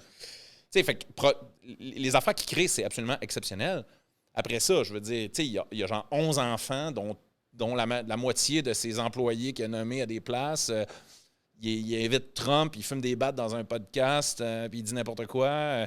Il achète X, puis il fait n'importe quoi avec ça. Fait que, il fait des astis de niaiseries, mais il fait des affaires exceptionnelles aussi. Fait que, moi, j'ai une Tesla. J'ai pas honte d'avoir une Tesla. Je trouve que c'est une auto qui est comme dans une autre catégorie complètement que les autres autos. Il a comme repensé l'affaire. Moi, je trouve que c'est un gars qui n'a pas peur de repenser complètement une affaire. Il ne s'accroche pas au code existant. Il dit, ces codes-là, je m'en fous, moi, je vais faire autre chose. Un concessionnaire, ça ne ressemblera pas au concessionnaire qu'on connaît. Un Dash, ça ne ressemblera plus à... Ouais, il veut... Il réécrit les codes. Ça, je trouve ça exceptionnel. Je trouve ça que c'est un être humain exceptionnel dès le début. Tu vois, ça. Comme... Mais il est insupportable. Ce qu'il a fait avec Trump il y a 2-3 semaines, là, quand il l'a invité dans un... Celle-là, je l'ai vu. Qu'est-ce qui s'est passé? C'était une erreur. C'est vraiment quelqu'un de... pour moi, c'est quelqu'un... Là, il est comme déconnecté un peu trop. Là. Il s'en va dans son... Il y a un autre super pouvoir. Mais sa plateforme, toi, es-tu d'accord sur sa plateforme, sur X, qu'est-ce que tu es en train de faire avec? Non. Je veux dire, moi, j'étais pas un 100% fan de Twitter. Je l'étais au tout début. J'avais lâché un peu Twitter. Puis, ce que je vois, j'ai des notifications des fois qui... Puis, en fait, j'ai vu que mon désengagement vers la plateforme. J'ai pas le goût d'aller m'ostiner avec du monde. Parce que tu as l'impression que, dans le fond, si tu t'en vas là-bas, tu vas être un peu... faut que tu prennes un bord très coloré ou de l'autre. Tu peux pas comme avoir des nuances. Fait que ça sert à rien. OK. Fait que, non, moi, j'ai délaissé quand même cette plateforme-là pas mal. Mais j'ai délaissé les médias sociaux pas mal, je te dirais. Je suis moins médias sociaux que je l'étais. Ben, regarde, moi, je pense que c'est une bonne chose. Moi, je suis très imprégné dessus à cause du podcast à roule. Il y a le personal branding, par exemple, il commence à faire effet. Ça fait 4 ans que je suis très exposé publiquement. Je garde ma vie privée, je la garde très privée. Personne ne sait ce qui se passe derrière. Alors, on sait que tu vas au parc et tu es en trampoline, là, par exemple? Ben, tu vois, si tu veux en savoir un petit peu plus sur moi, il faut que tu écoutes le podcast. Sinon, à part ça, tu ne vas rien voir dans les médias sociaux. Par contre, je suis comme... Encore là, je vois genre ces comportements-là, autant que les enfants, comment sont accrochés dessus, le développement, même dans le monde des créateurs de contenu, je trouve que le monde commence à faire juste un peu n'importe quoi juste pour attirer l'attention. Ouais. Mais tu sais, c'est comme un canevas puis une boîte de la peinture. Tu peux faire une œuvre, tu peux faire la Joconde puis tu peux faire de la cochonnerie. Là. Les médias sociaux, tout est possible. Il y a des choses exceptionnelles qui sortent à tous les jours. Puis je pense que ça a démocratisé. Il y a des choses incroyables qui sortent de ça. Je veux dire, grâce aux médias sociaux. Puis il y a de la grosse merde aussi. Fait que je pense qu'il ne faut pas tout mettre dans le même panier. Il faut s'abonner faut s'abonner à des affaires qui nous intéressent. C'est ça la beauté, admettons, du podcast, par exemple, c'est que tu développes une niche, puis il y a un monde derrière cette niche-là. Puis c'est ça. Puis l'Internet te permet d'aller la trouver, cette niche-là. Alors que quand il n'y avait pas les canaux numériques, tu devais te contenter de la sélection musicale qu'il y avait au magasin de ton quartier. Mais maintenant, le monde est à toi. Fait que tu peux être dans des super niches, puis c'est parfait. Là. Tu me diras si toi, tu as perçu cette opportunité-là. Moi, je l'ai découvert ici vraiment avec le podcast, encore tellement de choses que j'ai découvert. Mais juste te raconter, quand j'ai commencé, j'étais ambigu est-ce que je fais anglais ou français. Au Québec, laisse-moi le faire en français, j'aime mieux ça, c'est mon territoire. Puis l'anglais, tout le monde est là, fait qu'on peut un peu moins, plus saturé. Ce que j'ai réalisé, que je suis fier d'avoir été cette direction-là, parce qu'à un moment donné, quand on a des trucs qui vont viraux, qui sortent du Québec, j'ai découvert le monde de la francophonie. Puis je me dis comme, oh wow! Comme là, je commence à rentrer à faire mes recherches comme si ça vaut quoi ce monde-là? À peu près 360 millions de francophones sur la planète. T'en as en Europe, t'en as en Afrique, t'en as en Caraïbes. Je suis comme, oh! Fait que, tu sais, si on est capable de bien pousser, tu sais, vraiment le podcast, où est-ce que tu peux aller, une chose que tu vas avoir en commun, c'est, mettons, genre, ta niche, mettons, professionnelle, si tu veux, ici, business, entrepreneuriat, mais qui peut aller toucher d'autres mondes dans l'autre francophonie, bien, il y a cette opportunité-là de je expand plutôt que beaucoup de monde pense que, tu le fais en français, tu es fermé au Québec. Au contraire, c'est comme si tu es capable de le sortir. Mais tu sais, c'est la même affaire que quand tu parlais pour l'anglophone. Tu sais, en anglais, si tu vas en anglais, tu as plus de compétition. Si tu vas en France, tu as plus de compétition aussi. Puis tu sais, il y a des choix qu'il va falloir que tu fasses parce que si tu as des commanditaires comme Shop Santé, tu sais, je veux dire, il va falloir que tu trouves une façon de déconnecter le contenu puis la commandite pour pouvoir avoir une version en France. Ouais. Trouver le Shop Santé genre français. Ou d'avoir un espèce d'overlay qui est local sur le contenu brut. Versus que ce soit intégré dans le contenu comme c'est en ce moment. Tu comprends ce que je veux dire? Ben, tu vois, moi, mettons, si je pense dans cet angle-là, je me dis, OK, ben si je m'en cherche des sponsors, il faut que ce soit un sponsor qui est ici au Canada, on va dire au Québec, mais qui est aussi en France, mais peut-être qu'il est là-bas. C'est qui est là. Ça limite quand même un peu ton choix. Là. Tu n'as plus aucun sponsor du genre demain si tu t'en vas. En ce moment, c'est sûr, non, mais je me dis comme, mais peut-être d'avoir une façon d'avoir des sponsors, un mix de sponsors internationaux puis un mix de sponsors locaux. Ouais. Que les sponsors locaux, ils ont une visibilité locale. Tu sais, je regarde aussi simple que de splitter ton contenu avec une intro avant. Tu sais, les filles de sexe oral, ils font ça. Là. Ils vont faire leur pub avant. Ils vont faire une espèce d'intro de 2 minutes, puis ils vont faire une pause dans le milieu de 2-3 minutes aussi pour parler de leur commandite. Mais c'est splitté du contenu. Mm-hmm. Fait que si demain, ils changent de commanditaire, je pense qu'ils pourraient effacer cette section-là, garder la zone principale du contenu, puis juste le changer. Fait qu'ils pourraient faire la même chose pour un contenu francophone, pour la France, puis faire un autre pour le contenu au Québec, mais avoir le même core contenu, tu sais. Fait qu'il y a des façons de régler ça. Là. Définitivement, ça, c'est un bon point. Puis, tu sais, moi, ce que je voyais, c'est comme, peut-être un Décathlon. Tu sais, Décathlon c'est français, ça vient d'arriver ici. Très bon point. Comme, tu peux aller là-bas. Fait que Décathlon, c'est reconnu là-bas, ici, OK. Ça, ce serait le genre de partenaire que je voyais. Partout en Europe, Décathlon, c'est incroyable. Justement, tu sais, ce genre de lien-là, je suis comme, il y a des entreprises qui pourraient faire. Puis c'est là, tu sais, j'ai commencé à pousser cette discussion-là avec d'autres personnes, comme, hey, t'as-tu pensé peut-être à t'aventurer dans la francophonie? Écoute, moi, je pense que du contenu, tu sais, il faut que tu sois bon, il faut que tu sois discipliné, il faut que tu en fasses beaucoup, il faut que tu en fasses régulièrement, il faut que tu fasses quelque chose qui te tente parce que tu ne seras pas capable de le faire de façon régulière et bonne si tu te fais chier. Il faut que tu aies du fun. Tu sais, si tu arrives à mettre toutes ces conditions-là en même temps, tu vas réussir, que ce soit en français ou en anglais à un moment donné. Tu sais. C'est ça qui est important. Oui, définitivement. Il faut que tu sois passionné parce que ça se sent. On peut le sentir là, vraiment. Puis moi, tant qu'à ça, si tu veux le faire en anglais, va aux États-Unis au lieu d'aller Canada anglais. On est quasiment. Des fois, je m'en vais à New York, je me sens plus à la maison que quand je suis à Toronto. Là, c'est comme on dirait que on est plus. On est moins comme en confrontation, on est plus aligné, on dirait, dans un sens. C'est comme. Question que j'avais par rapport à ce que je voulais savoir de toi. Comment tu vois ce genre de censure, des fois qu'on voit vraiment dans les plateformes? Il y a des messages qui vont être contrôlés. Je vais donner un exemple. Je prends un exemple je pense qu'on a vu cette année. J'étais curieux si c'est quelque chose que vraiment toi, c'est que tu penses, que tu travailles, que tu vois, que vous voyez aussi dans votre business. Ou sinon, juste, ça serait quoi ton opinion? Mais admettons, au début de cette année, Julian Assange, par exemple. Ouais. WikiLeaks. Ouais. Avec lui, c'était vraiment par rapport vraiment à la liberté d'expression que l'Internet donnait accès, qu'il a été inculpé pour, puis il est sorti. Il a fait comme une espèce de... Il a fait un stunt de liberté d'expression là, pour démontrer l'importance. Dernièrement, il y a eu Mark Zuckerberg qui a fait une annonce, je ne sais pas si tu l'as vu, par rapport à Non. Meta. Bon, il y a une lettre de Meta qui est sortie où est-ce que il s'adressait à un juge assez haut placé où est-ce que il parle des valeurs, vraiment la prise de conscience que vraiment de contrôler certaines informations pendant certaines périodes et comment peut-être censurer certaines autres informations. Donc, il était pro-censure dans son message. Contre la Il censure. était contre la censure. Parce qu'il a avoué que oui, il y a eu des trucs politiquement autour de Biden, puis qu'est-ce qui se passait avec l'ordinateur de son fils, par exemple, Hunter. Ouais. Parce que oui, il a avoué que oui, on a reçu des demandes du gouvernement où est-ce qu'on ne veut pas qu'on parle de ça. Fait ça, c'est pas... Je veux dire, OK, on va continuer. Puis là, le troisième point, juste dernièrement, Telegram.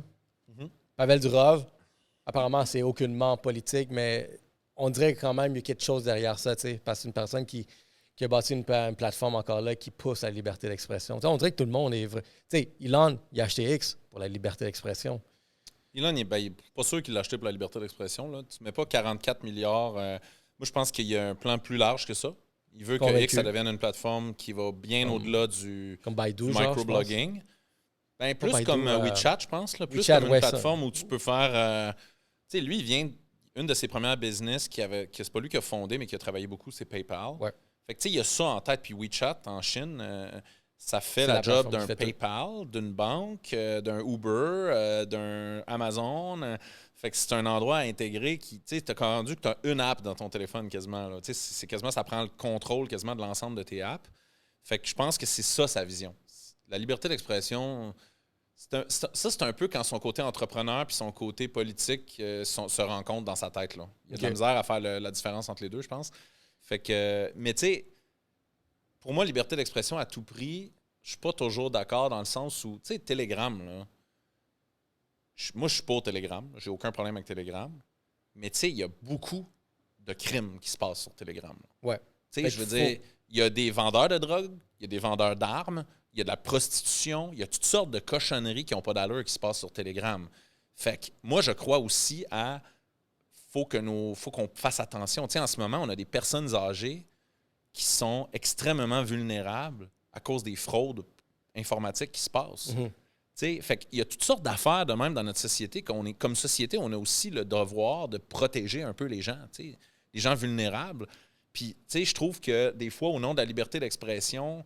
Tu sais, s'il y a un crime qui se passe sur Telegram, moi, que ce soit sur Telegram, sur Discord ou sur Messenger, je m'en sacre, là. Tu sais, je veux dire, la prostitution, être un pimp, c'est illégal au Canada. Puis j'en veux pas. Puis je veux pas que ma fille, elle se retrouve dans les mains d'une personne comme ça qui utilise Telegram ou non. Tu comprends-tu? Fait que je trouve que ça, malheureusement, dans la pyramide de Maslow et des affaires importantes, la sécurité de la population canadienne, c'est plus important que la liberté d'expression quand même. Fait que, ça, je suis d'accord. Fait que s'il y a des crimes qui se sont passés sur cette plateforme-là puis il l'arrête, moi, je souhaite qu'il l'arrête. Si on lui coupe le sifflet pour la liberté d'expression, ça, je suis pas d'accord. Puis qu'un président puisse avoir le bras long assez pour faire couper certains contenus parce que nanana, ça, je suis pas d'accord non plus. Fait que si c'est un criminel, il a fait un crime, on devrait pouvoir en parler. Fait que je sais pas si tu comprends ma nuance. Oui, non, je vois la nuance, puis tout à fait, c'est là que je veux... Parce qu'en ce moment, ça devient... on l'a senti un peu aussi avec la pandémie dernièrement, là, où est-ce que le gouvernement avait un énorme contrôle sur les médias, par exemple. Qu'est-ce qui était dit, puis... Je sais pas. Je suis pas d'accord avec ça nécessairement. T'en es d'accord? Les médias sont quand même relativement indépendants au Québec. Je veux dire, Le Devoir, il est indépendant. Là. Il n'est pas dépendant. La presse est un peu plus dépendant, mais de gros donateurs comme la famille Desmarais, par exemple. Mais ça reste un journal qui est indépendant, qui n'est pas dépendant du gouvernement. Ça, c'est faux. C'est faux de dire ça. Puis c'est drôle, je peux même enchaîner là, parce que je voulais voir aussi c'est quoi ta prise de position par rapport à les subventions et les médias. Oui. Ça, c'est touchy. Ça, il y a des choses ridicules qui se passent à cause de ça. Par exemple, ça fait des années que la télé est sur-subventionnée. Puis les créateurs de contenus digitaux sont sous-subventionnés. Exact. T'sais, alors que les yeux de l'audience s'en vont vers le digital, les subventions ne suivent pas. Fait que, ça, je trouve que c'est pas correct. T'sais, dans un sens, on devrait aller où est-ce que les audiences sont. Fait que des fois, ça fait que le contenu est de meilleure qualité. En tout cas, l'argent pour créer du bon contenu est là plus du côté de la télé à cause des subventions. Fait que, les subventions vont toujours... à chaque fois qu'un gouvernement intervient, il va toujours avoir des impacts à la fois positifs et négatifs. C'est jamais parfait, là, c'est comme... Fait que toi, c'est ça que tu veux dire, dans le fond, qu'il y a une... dans le fond, les médias sont relativement indépendants, mais effectivement ont des subventions. Sauf que je pense pas que les subventions viennent avec une censure en ce moment. Je pense pas. OK. Moi, je vois un peu autrement, dans le sens que je trouve que tu vas pas mordre la main de celui qui te nourrit. Ou est-ce que... Tu sais, si... Il y a beaucoup de regarde, l'année dernière, j'ai peut-être calculé qu'il y avait eu 2500 postes dans les médias partout au Canada qui avaient été coupés. Oui. Ah oui, au moins. Puis, derrière ça, on continue à parler. Tu sais, regarde, une autre publicité que j'ai vue, une autre campagne du gouvernement, où est-ce que j'étais en désaccord, c'est qu'ils se plaignaient que les jeunes, génération alpha, par exemple, sont pas, ils n'écoutent pas le contenu québécois à la télévision. Eux, plutôt que dans le message, c'était plutôt que, tu sais, vraiment peut-être distribuer où est-ce qu'on peut attirer, où est-ce que cette attention, elle est disponible. Eux, c'était une campagne pour motiver les jeunes à écouter la télévision. C'est à cause de ce que je t'ai dit tantôt? C'est parce que la subvention était... S'ils arrêtaient de subventionner la télé, puis ils subventionnaient le bon de création de contenu, puis ils allaient où est-ce que les jeunes sont, mais ça marcherait plus. Mais ça, c'est une approche carotte au lieu d'une approche bâton. Ouais, fait puis, ben ça, je suis totalement d'accord avec toi là-dessus. Fait que c'est là que je vois comme, tu sais, c'est quoi qu'ils font, tu sais, parce que... Fait que là, tu as les grands médias. Fait que quand je faisais le calcul de 2500 postes qui ont été éliminés dans les médias, c'est tellement de familles, vraiment. Puis encore là, je trouve que les modèles d'affaires n'ont pas été adaptés comme on va essayer d'exploiter une nouvelle plateforme, les nouveaux angles, les créateurs de contenu. Ça aussi, c'est à cause des subventions. Les subventions forcent les gens à aller où est-ce qu'il y a de l'argent, puis ils n'ont plus de temps et d'argent pour aller où est-ce que c'est innovant parce que c'est pas là qu'il y a des subventions. Ben, parce que ça les dirige dans la mauvaise direction. Ça, je suis totalement d'accord avec toi. Puis les éditeurs sont à la fois les éditeurs de contenu, les gens qui publient du contenu, qui créent du contenu, ont à la fois pas assez fait de virage de leur modèle d'affaires, tu l'as dit. Leur modèle d'affaires n'a pas assez changé, 100% d'accord avec toi là-dessus. Et il aurait dû changer, mais à cause des subventions, ils n'ont peut-être pas changé. Puis même, c'est drôle, il y en a qui vont dans l'autre direction. Il y en a même qui étaient du digital pur, qui s'en va vers la télé parce qu'ils n'ont pas le choix, parce que c'est là que l'argent est. Fait que, tu sais, c'est... Puis il y a eu aussi, quand même, tu sais, l'histoire de Meta avec les nouvelles et tout. C'est quand même... Moi, je trouve ça terrible. Tu sais, je veux dire... Toi, c'est quoi ton angle, ta prise de position? Moi, je suis content que le Canada ait mis ses culottes par rapport à Meta, quand même. Là. Moi, j'aurais dit mon prise de position est l'opposé. OK, ben vas-y, explique-toi. Puis je te laisse l'expliquer aussi. Moi, ma prise de position, c'est que, tu sais quoi, tant mieux, parce qu'en ce moment, c'est que tout le monde court après les subventions, puis il n'y a aucune évolution, aucune innovation. Fait que c'est sûr que, tu sais, vraiment, vous n'avez pas... C'est sûr qu'un Facebook, un Google, un Netflix va venir prendre tous les parts de marché ici. Puis je pense que cette pression-là va faire en sorte que, tu sais, ils vont commencer peut-être à... Ça va être ça le réveil que les grands médias vont se dire comme, non, on ne peut plus dépendre sur cet argent-là. On doit être plus innovateur, des nouveaux modèles d'affaires, puis à cause de la pression. Mais tu sais, il y a eu ce groupe-là qui s'est formé où est-ce que non, on va se battre, on va mettre des taxes, on va faire ci, tu sais, tout le temps des taxes. Puis c'est là que je trouvais comme, tu sais, on n'est pas en train d'évoluer, on va retourner dans le même cycle où est-ce que, OK, peut-être l'argent, un pourcentage de Google va s'en aller vers les éditeurs ici. Fine, je suis 100% d'accord, puis je trouve ça bien. Quand je checkais dans les lignes, je suis comme, y a-t-il un Black Box Media? Puis déjà là, non, il n'y en avait pas. Encore là, ça a l'air tombé sur les gros. Il y a un choix de chef, là. C'est qui va recevoir l'argent? Fait qu'il n'y a aucune innovation. Fait que là, je suis comme, tu sais quoi, oui. T'as-tu fait le cours à HEC politique économique? PPE, non. Ça s'appelait, non? À l'époque, moi, j'avais ça à mon bac. Ça pourrait être intéressant. C'était vraiment intéressant parce qu'il parlait justement de l'impact puis l'effet secondaire d'avoir une subvention ou une intervention gouvernementale. Il y en a toujours une. Je regarde ce qui est arrivé là, cette semaine avec... il y a eu la taxation, doubler la taxation, la taxe d'assises pour l'importation des autos chinoises. Oui, 100%. Ça va avoir un impact énorme parce que là, les Chinois vont réagir puis ils vont dire, OK, on va mettre des taxes sur le soya, sur ci, sur ça va faire augmenter le panier d'épicerie. C'est comme... Il n'y a jamais pas d'impact. C'est très difficile de faire des politiques publiques puis de minimiser les impacts. Puis c'est vraiment un art très difficile. Les médias, moi, je suis d'accord que ça fait 20 ans. Quand je suis rentré dans le monde des médias puis du digital, je trouvais ça ridicule qu'il y avait bien trop d'argent à la télé puis passé à l'Internet. Puis ça, je te parle en 2003. Puis c'est encore quasiment la même affaire. Fait que ça, je suis d'accord avec toi. Okay. Ça fait 20 ans que je suis d'accord avec toi là-dessus. Mais il n'y a pas que ça. Il y a quand même aussi... Il faut faire une différence aussi dans les nouvelles. Moi, un outil comme Facebook qui bloque les nouvelles, moi, je trouve que c'est un danger pour notre démocratie. Là. Ça, oui. Okay? Ça je trouve ça absolument... Puis je m'inquiète pour ça. Je vais te donner un exemple concret. OK? J'avais un monsieur j'avais Philippe Lamar d'Urbania qui était dans mon cours en mars dernier, mars 2024. Il est dans mon cours, puis il parle. Puis là, à un moment donné, il parle de Pierre Poilievre. Okay? On est dans un cours de 2e année du bac. Donc, c'est des gens de 20 ans environ. Ouais. Qui ont 20 ans, qui sont au HEC Montréal. Pas des imbéciles, là. C'est du monde cultivé, qui ont une éducation. Il parle de Pierre Poilievre et je vois dans les yeux le vide des gens. Je dis, attends une minute, Philippe. Qui ici connaît Pierre Poilievre? Sur 60 étudiants, il y en avait 3 qui savaient c'était qui Pierre Poilievre. En mars 2024, là. Ah ouais. Ça, c'est inquiétant en tabarouette. C'est inquiétant parce que ça risque d'être le prochain premier ministre, ce gars-là. Fait que là, tu as une gang de gens éduqués, là, qui savent même pas c'est qui. Ça fait quand même une bonne année là, qu'il est en avance dans les sondages. Puis que, fait que moi, ça, je trouve ça inquiétant. Ça veut dire que cette gang-là, puis je leur ai fait un sondage au premier cours à cette même gang-là, leur première source d'information, c'était TikTok. Fait que ça m'inquiète. Ça m'inquiète dans le sens où il faut trouver des manières que les jeunes s'intéressent à ce qui se passe. Parce que avoir un Poilievre ou avoir un... Ça a des choix sur la vie des gens. Oui, d'accord. Fait que, ça, tu vois... Alors, fait que quand Meta dit « Moi, je bloque ça », sur Instagram, tu n'as plus de nouvelles qui parlent de Pierre Poilievre ou qui parlent de... Ça, c'est l'endroit où les gens sont rejoints aujourd'hui. Puis là, il n'y a plus d'informations. Fait que les médias d'information, moi, je crois vraiment à leur utilité. Puis je pense quand même qu'au Canada, on est dans un environnement où ces médias-là, ils ne sont pas teintés par le gouvernement. Il y a des pays où c'est pas vrai ce que je viens de dire là. Mais au Canada, on a des médias qui sont beaucoup moins teintés par les gouvernements que dans d'autres endroits. Même s'ils ont des subventions. Je pourrais dire que oui, c'est vrai. Il y a des médias qui sont beaucoup plus objectifs.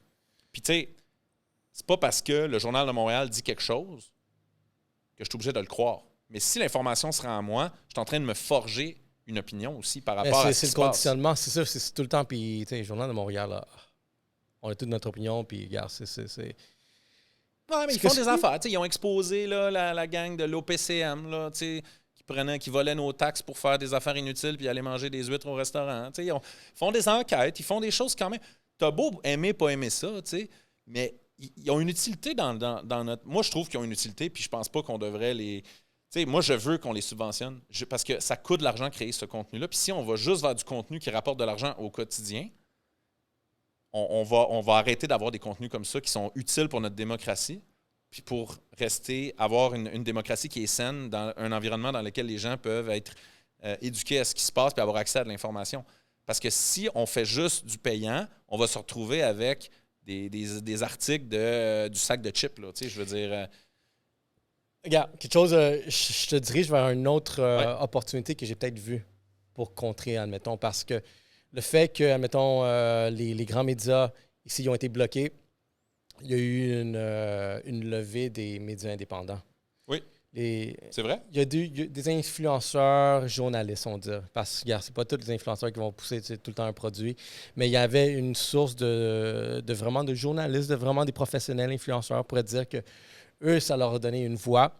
Puis, il y a des pages qui sont montées où est-ce que, par exemple, une page que, on est dans notre communauté qui touche à peu près, genre, ils ont à peu près 200 000 followers, mais ils touchent dans les millions, genre, vraiment, d'engagement. Donnent toutes les nouvelles, puis c'est vraiment tout ce qui se passe, puis c'est des nouvelles hyper locales, comme tu vas voir, genre... C'est qui ça? Ça s'appelle World Star Canada, World Star Montréal. Je ne sais pas. Et puis là, je regardais, puis j'ai commencé à parler. Je suis en bon contact aussi avec le owner de la page. Là. Moi, j'ai dit, comme je voudrais parler avec toi parce qu'il y a une opportunité pour toi de devenir peut-être le prochain grand média indépendant ou est-ce que toi, tu n'as pas été bloqué par Meta parce que vous êtes indépendant? La seule chose que je commence à dire... C'est pas pour ça qu'il n'a pas été bloqué par Meta. Il pourrait être bloqué lui aussi. Là. Ben, il pourrait être bloqué. Je pense qu'il y a aussi beaucoup de normes parce que MTL Blog ont été narcités. Là. Oui, ils ont été bloqués. Alors qu'ils ne faisaient pas de la nouvelle. C'est ça, tu vois, ça, je suis pas d'accord non plus. Ben justement, mais c'est là que, tu sais, je pense qu'il y aurait une prise de conscience où est-ce que, tu sais, si on va avoir un nouveau super pouvoir, parce que des personnes, tu sais, comme nous ici, justement ici, là, ce podcast-là, on développe un super pouvoir où est-ce qu'on a accès à certaines personnes plus directement qui font plus confiance à nous, contrairement à un JDM ou sinon à la presse. Ben, la seule chose que je veux encourager quand même, c'est les contextes, l'objectivité. Parce qu'il y a des pages où est-ce que peut-être que tu pourras m'aider vu que tu as l'air aussi plugué, mais regarde, il y a des pages, par exemple, que il va y avoir des vidéos où est-ce que ça ressemble à la brutalité policière. Mm-hmm. Mais c'est tout le temps, genre, le 10 secondes où est-ce que ça fesse. Puis là, tu vois, dans les commentaires, tout le monde est en feu. Tout le monde s'enrage. Les policiers, les policiers. Moi, je laisse un commentaire. Donne-moi le contexte, s'il vous plaît. Puis j'ai remarqué que juste ce commentaire-là a attiré beaucoup d'engagement. Si je me fie, tu sais, vraiment combien de likes. Parce que c'est une bonne question. Puis c'est là que, tu sais, je veux commencer à diriger personne. Tu sais, donne-moi un contexte avant de, tu sais, vraiment dire qu'un tel sont méchants. Donne-moi un contexte. Puis c'est pour ça que j'essaie de rentrer en contact aussi avec la SPVM, avec Fadi Daguerre, par exemple. Je veux avoir ces conversations. Il est super parlable. Là. Il a l'air vraiment une personne parlable puis intelligente. Là. Puis J'essaie. transparente aussi, je trouve. Mais je veux avoir une conversation comme, tu sais, juste des trucs comme ça où est-ce que, tu sais, peut-être se tourner vers ce type de plateforme-là indépendant où est-ce qu'on va avoir encore plus d'impact parce que, tu sais... Moi, je vois les deux bords, tu sais, je veux dire, je le vois, là, l'abus des deux côtés, là, dans le sens où... 100%. Tu sais, le Journal de Montréal, moi, je ne sens pas qu'il y a un parti pris envers... Le Journal de Montréal, il y a un parti pris envers le spectaculaire. Tu sais, tu connais ça, Rocky Belles Oreilles? Ouais. Tu sais, il niaisait, le moment donné, une annonce du Journal de Montréal, puis il disait, le Journal de Montréal, on veut le voir, les crapauds. C'est ça qu'il disait. Tu sais, on veut le voir, le sang, on veut voir le... C'est ça leur marché, c'est de montrer l'affaire spectaculaire. Puis ils parlent à une clientèle qui veut se faire impressionner en 10 secondes puis avoir l'image percutante. Ils ne sont pas pro-police ou pro. Ils sont pro aller chercher l'attention des gens avec du spectaculaire. Il y a un terme dans notre langage, ça s'appelle du cloud chase. C'est ça, exactement. Fait que tu sais, c'est comme, je suis désolé, mais les deux jouent ce game-là. Je veux dire, l'autre, ceux qui chialent tout le temps contre la brutalité policière, ils jouent ce game-là, eux autres avec. Là, je veux dire. Celle-là, cette page-là, puis moi aussi, je dénonce. Je suis contre. On va souvent voir, par exemple, quelqu'un qui se fait arrêter parce qu'il est noir, par exemple. Moi, je suis contre ça, absolument. Mais je veux dire, je suis contre le fait qu'on arrête quelqu'un, qu'on fasse du profilage racial à 100%. Mais je suis contre aussi. Je veux voir le contexte. Du monde qui disent que la police fait nécessairement de la brutalité. Tu sais, un policier, là, moi, j'essaie de me mettre dans sa peau des fois. T'sais. Puis je me dis, mettons que je suis dans le métro, là, puis je suis une policière, là, puis je vois deux gars en train de se battre. Là. Chris, c'est quand même quelque chose d'aller m'interposer entre ces personnes-là. Tu sais, je veux dire, j'essaie de. Tu sais, je me dis, le policier, il fait pas ça pour le fun. Là. Je veux dire, je peux pas croire qu'il fait ça pour le fun. Là. Il fait pas ça parce que ça lui tente de crisser une volée à quelqu'un une journée. Là. Il fait ça parce que il y a quelqu'un qui est en danger ou quelque chose. Tu sais, j'essaie d'avoir le bénéfice du doute aussi envers l'humain. 100%. Il y en a plein qui font des conneries, là, c'est sûr. Des deux bords, là. Mais tu sais, en général, le manque de contexte, il se présente au moins aussi souvent de l'autre bord aussi. C'est ça que je veux dire. 100%. Puis c'est pour ça, cette page-là, la première que je t'ai nommée, WSSC, tu sais, il y a eu un post où est-ce que, tu sais, ils ont pris une position, mais tu sais, ils ont vite corrigé. Parce que le deuxième post qui est sorti, OK, non, on s'est trompé. Mais ça, c'est important. Puis ça, j'ai adoré ça. Je suis comme, c'est pour ça. Puis même de le laisser puis de dire, hey, on s'est trompé, puis ça, c'est de la transparence, puis ça, c'est ça que ça prend. Puis tu vois, puis justement, je pense que ces plateformes-là sont capables de démontrer une transparence où est-ce qu'ils assument la responsabilité. OK, on s'est trompé dans le message, je suis désolé, les statistiques n'étaient pas... Tu trouves que la presse ne fait pas ça? Pas tant que ça, puis j'écoute la presse tous les jours. Moi, je trouve qu'ils le font, la presse. Quand ils se trompent, ils le disent. Mais ils disent, ils se cachent pas d'être fédéralistes. Ouais. Ils se cachent pas d'être libéral. Ils le disent. Ça, ben justement, c'est ça l'affaire, tu sais, la prise de position. Je trouve qu'il y a peut-être une perte d'objectivité. Ou est-ce que c'est-tu correct? Mais il n'y a personne qui est 100% objectif. C'est impossible. Humainement, à partir du moment que tu es un humain, puis tu as des yeux, puis tu regardes une situation, tu as un parti pris quelconque de par tes valeurs, ta culture, l'angle dans lequel tu le vois. Mais ça serait pas le rôle du la journal. réflexion du soleil. Tout ça a un impact sur tu n'es jamais objectif. Il n'y a aucun humain qui est objectif. C'est sûr. Mais je pense que les journalistes devraient être quand même... Les journalistes sont à la recherche de faits.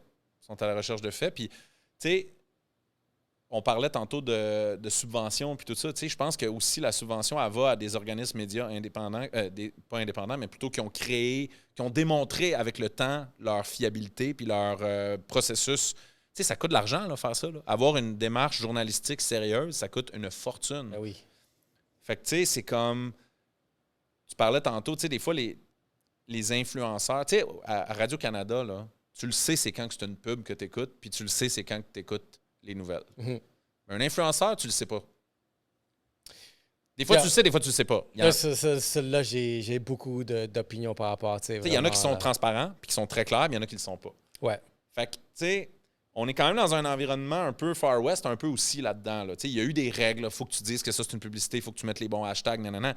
Mais tu sais, la vérité, c'est que si tu le fais pas, il t'arrive à rien. Mm-hmm. Fait qu'il y a bien du monde qui le font pas. Fait que, tu comprends ce que je veux dire? Ouais. Fait que c'est comme, tu sais, les grands médias, ils ont aussi démontré, tu sais, Radio-Canada, ça fait plus que 100, je pense que ça fait plus que 100 ans qu'elle existe. Puis qui ont quand même démontré une certaine, tu sais, puis tu vois, chez Radio-Canada, là, tu parles avec le monde de business, là, qui s'en vont demander des subventions au gouvernement, puis tout ça, puis les gens de contenu, là, ceux qui créent les contenus, ils se parlent pas, ces gens-là. Là. Pour de vrai, là, je te jure qu'ils se parlent pas. Là. Fait qu'il faudrait qu'il y ait plus de... Non, mais c'est bien qu'ils se parlent pas dans un sens. Ça veut dire que ils ont le droit de dire ce qu'ils veulent, quand même, là, je pense. Là. Ouais, ça, je suis d'accord. Ben justement, je pense que ça devrait être ça, la balance. Mais c'est pas facile, c'est jamais parfait. T'sais. Il va toujours avoir une certaine forme de subjectivité. Mm-hmm. Où il y a de l'humain, il y a de la subjectivité. Là. 100%. Je voudrais ramener le point initial. D'accord. Le point initial que tu avais mentionné, je suis par curiosité. Parce qu'on parlait backstage déjà là, vraiment, moi je suis très fier d'avoir été au HEC et tout. Ouais. Toi, tu es un professeur, je trouvais ça va être super intéressant, vraiment, ces conversations-là. Puis drôlement, tu m'annonces, OK, wow, ça a des gros changements.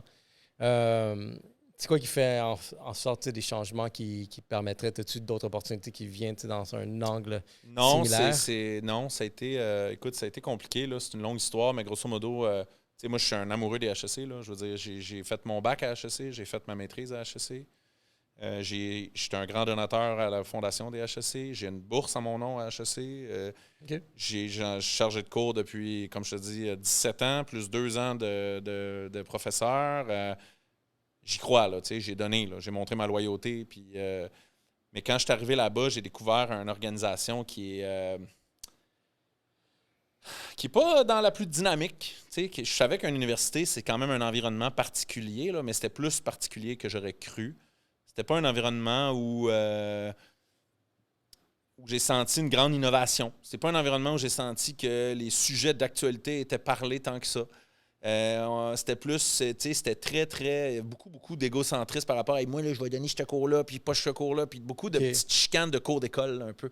Okay. J'avais une discussion sur le AI avec un collègue prof que je n'aimerais pas, puis on a commencé à s'obstiner, ça commençait à être intéressant. C'est comme quand les points de vue s'affrontent, c'est là que c'est le fun, là, dans le fond. Là, écoute, on est au party de Noël, on est en train de boire un drink, puis on commence à parler de AI, puis tout de suite, il me dit, premier argument, il me dit, moi, j'ai un PhD puis toi, t'en as pas, fait que c'est ça.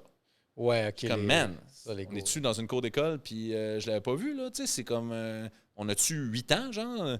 Mais tu sais, c'était comme un peu, tu sais, à un moment donné, je me suis dit, aïe, je veux jamais ressembler à quelqu'un comme ça. C'est vraiment pas tout le monde qui était comme ça, mais ça, c'est une des raisons. C'est que j'ai découvert... dernièrement que tu as vu un environnement comme ça? J'ai découvert une trop grande représentativité de gens comme ça. Ça, c'est une des aspects, mais il y a plein d'autres aspects. Là, j'ai pas senti un environnement de dynamisme incroyable, je te dirais. Là. Tu penses-tu que c'est ironique un peu que la HEC doit donner des cours qui parlent justement de soyez dynamique, culture d'entreprise, mais... Oui, absolument, parce qu'ils ont une culture d'entreprise qui est... Tu sais, il y a la culture, tu rentres là-bas, les portes sont fermées, il n'y a pas beaucoup de collaboration, j'ai trouvé. J'ai senti vraiment un environnement qui manquait de collaboration entre les gens. J'ai eu une des discussions qui m'a vraiment décidé, là, c'est que là, il fallait que je donne un cours supplémentaire. On voulait me donner un autre cours. Puis là, ils m'ont demandé de donner un cours sur un sujet. J'ai dit, ouais, mais je connais rien dans ce sujet-là. Ils m'ont dit, on s'en fout. C'est toi qu'il faut qu'il le donne pareil. J'étais comme, OK, attends, il n'y a aucune considération pour ma capacité, mon talent à donner ce cours-là. C'est juste pour remplir la case. Fait que toi, tu es challengé, mais tu penses que d'autres profs l'auraient juste pris, puis OK, je connais rien, puis j'ai juste donné Je sais pas. Mais je sais une chose, en tout cas, c'est que si tu connais rien un sujet puis que tu en parles pendant 45 heures, ça va être plate en maudit, puis tes étudiants ils vont décrocher, puis ils vont faire d'autres choses. Tu sais, il y a tout le monde a un ordi puis une connexion Internet là, au HEC. Qu'est-ce que tu penses qui se passe dans l'écran quand c'est plate, là? Puis que le prof, Ben oui. le prof, il passe ses maudits PowerPoint, puis il lit ses slides en avant parce qu'il connaît pas ça. Qu'est-ce qui se passe, tu penses? Moi, j'étais là quand ils ont amené l'ordinateur à HEC. Puis ça, dans ce temps-là, il était cool, HEC. C'est la première école qui a amené... Première université, je pense, au Canada, là, qui a amené le laptop dans les salles. Et tu sais, la création, la collaboration grâce à l'Internet, tout ça, c'était en 98. Moi, j'étais allé là. C'était la première université. Il était innovant dans ce temps-là, HEC. Là. Moi, c'est ça que le HEC que j'aime. Là. Mais là, on n'est plus là. On est plus dans un moment, je pense, dans un moment down un peu de cette institution-là. Si tu vas au nouveau building qu'ils ont fait au centre-ville. Je suis passé là cette semaine, je suis comme, oh wow, ça a l'air beau. C'est magnifique. Ça a l'air prestigieux, mais on dirait que c'est... dead.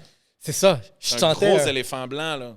Je sentais qu'il y avait comme... Puis ça leur a créé des déficits. En ce moment, ils sont en déficit. Là. Ils ont des problèmes de gestion financière, carrément. Là. Ça va pas bien du tout, là, en ce moment. On dirait un hôtel, genre... Le Journal de Montréal a amené ça sur la place publique il n'y a pas longtemps. OK. Je vais aller voir. Fait que, tu sais, c'est comme... Fait que moi, j'ai découvert un environnement où j'étais pas bien, où je me suis dit, hey, finalement, tu sais quoi, j'avais peut-être pas le goût de faire la deuxième partie de ma carrière là-bas. Puis je l'ai pas quitté pour autre chose, je l'ai quitté pour ne pas être là parce que je me sentais pas bien là-bas, puis je sentais que c'était pas... Des environnements toxiques, près? À un certain degré, oui, absolument. À un certain degré, à 100%. Il y a des décisions avec lesquelles je suis pas du tout à l'aise. Là. Notamment, c'était beaucoup d'anglophones qui étaient mes patrons à HEC. Ils ne parlaient pas français. C'est ironique, ça. Que dans l'école de gestion francophone, peut-être la plus prestigieuse au Canada, c'est des anglophones qui n'étaient pas capables de faire un meeting en français. Là. Moi, j'ai eu des bons profs. Il y a beaucoup de profs que je suis très fier d'avoir eu. Donne-moi un exemple de prof. Regarde, un bon. Un bon, ben regarde, moi, j'en ai peut-être 3. Il y en a 4. Okay. Mais je vais te dire les personnes les plus marquantes. La plus marquante, c'était Maria Morphine Guterres. C'est une fille en vente, elle, hein? Elle était en développement... Développement des affaires? En Amérique latine. Okay. Mexicaine. Non, je la connais pas. Okay. Oh, son histoire, là. Son histoire, elle la raconte, là, puis c'est une histoire de... Ça peut avoir une... Tu peux faire un film dessus. Okay. Parce qu'elle vient de rien. Là. Ouais, t'es comme shit. Puis elle, c'est comme la première prof qui m'a donné une lettre de recommandation. Elle dit, je crois en toi, j'aime ce que tu fais. Puis... Tu vois, cette relation-là, c'est ça qui va me manquer. Elle, je voulais l'emmener. J'en ai plein de relations comme ça. Je voulais l'inviter ici, puis elle m'a accepté, mais elle était dans une période... Elle va venir. Elle va venir. Mais tu sais quoi? C'est drôle ce que tu viens de me dire parce qu'elle dit, je peux pas venir entre cette période-là parce que quelque chose qui se passe au HEC. Ah, OK. I don't know. Okay. Qui les a? Dis-moi là, parce que moi aussi, j'en ai plein Il y avait un gars qui était un peu genre bizarre, mais tu sais quoi, j'ai adoré le cours. Okay. Pierre Landry. Je connais pas non plus. Lui, c'était psychologie de la décision. J'ai adoré ce cours-là. Ça. J'ai adoré. Puis à ce jour, j'utilise beaucoup de ces notions comme comment vraiment comprendre les êtres humains. Comment, c'est beaucoup de psychologie. Comme, OK, toi, tu es comme ça. Comment tu réussis à bâtir la relation avec une personne qui pense de cette façon-là. J'ai adoré le cours. C'est du relationnel encore là. C'est du. Ouais. Un autre qui m'a donné un rendez-vous, lui, son nom m'échappe un peu. Dans quel secteur? Bon, c'est pas grave. Mais sinon, le troisième, le dernier, lui, ça doit être le mouton noir du HEC. C'est qui? Il me semble, si je ne me trompe pas, Claude. Il était en entrepreneuriat. Il y avait le cours le plus dynamique que j'ai fait. C'est, je pense, dans mon dernier cours au HEC. C'était un cours d'entrepreneuriat. Ce gars-là... Mais je suis sûr que tous ces profs-là qui t'ont marqué, c'était des gens qui étaient passionnés par leur affaire. Oui. Ouais. Tu vois? Puis quand tu dis à quelqu'un, fais ce cours-là, même si tu connais rien là-dedans, tu peux pas avoir quelqu'un de passionné là-dedans. Là. C'est sûr que cette personne-là, elle sera pas la meilleure pour donner ce cours-là. Mais il y en a qui étaient raides. Là. C'était des cours qui étaient longs. Là, comme... Ben, c'est ça. Puis là, tu te désengages, tu fais d'autres choses, tu fais le minimum, puis tu t'en fous. Tu veux juste ta note passante. Là, en fait, il y a tout un problème au niveau de l'éducation en général, les techniques de pédagogie. Tu sais, on rentre dans un monde où je pense que tu sais, on parle que, tu sais, on est contre TikTok, là. Moi, c'est ça dans ma tête, là. Tu sais, c'est comme notre ennemi, c'est TikTok. C'est pas un ennemi, mais je veux dire notre compétiteur d'attention. Tu sais, TikTok, les gens regardent en moyenne, les gens qui sont à l'âge de l'université, du premier cycle, ils regardent en moyenne 200 à 300 vidéos de 15 secondes par jour. OK? Sur TikTok.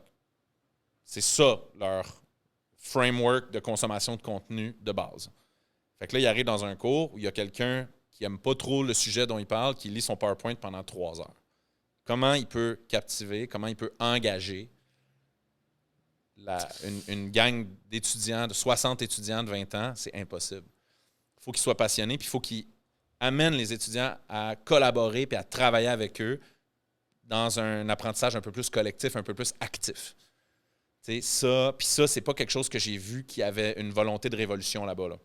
Il y avait certains profs séparément qui le faisaient, mais il n'y avait pas de consigne globale, de rien. Là. Est-ce que l'éducation doit être réformée? C'est vraiment quelque chose de... Je pense que oui. Sincèrement, je pense que oui. Je pense qu'on est dans le même modèle depuis des centaines d'années, facilement. Puis tu sais, il y a tellement d'autres façons de se former maintenant. Je pense que oui, il faut que l'éducation... Check, tu parles de TikTok. J'ai découvert genre le case study. Elle s'appelle Miss Excel. Je sais pas si ça dit quoi. Non. C'est une fille qui travaillait sur...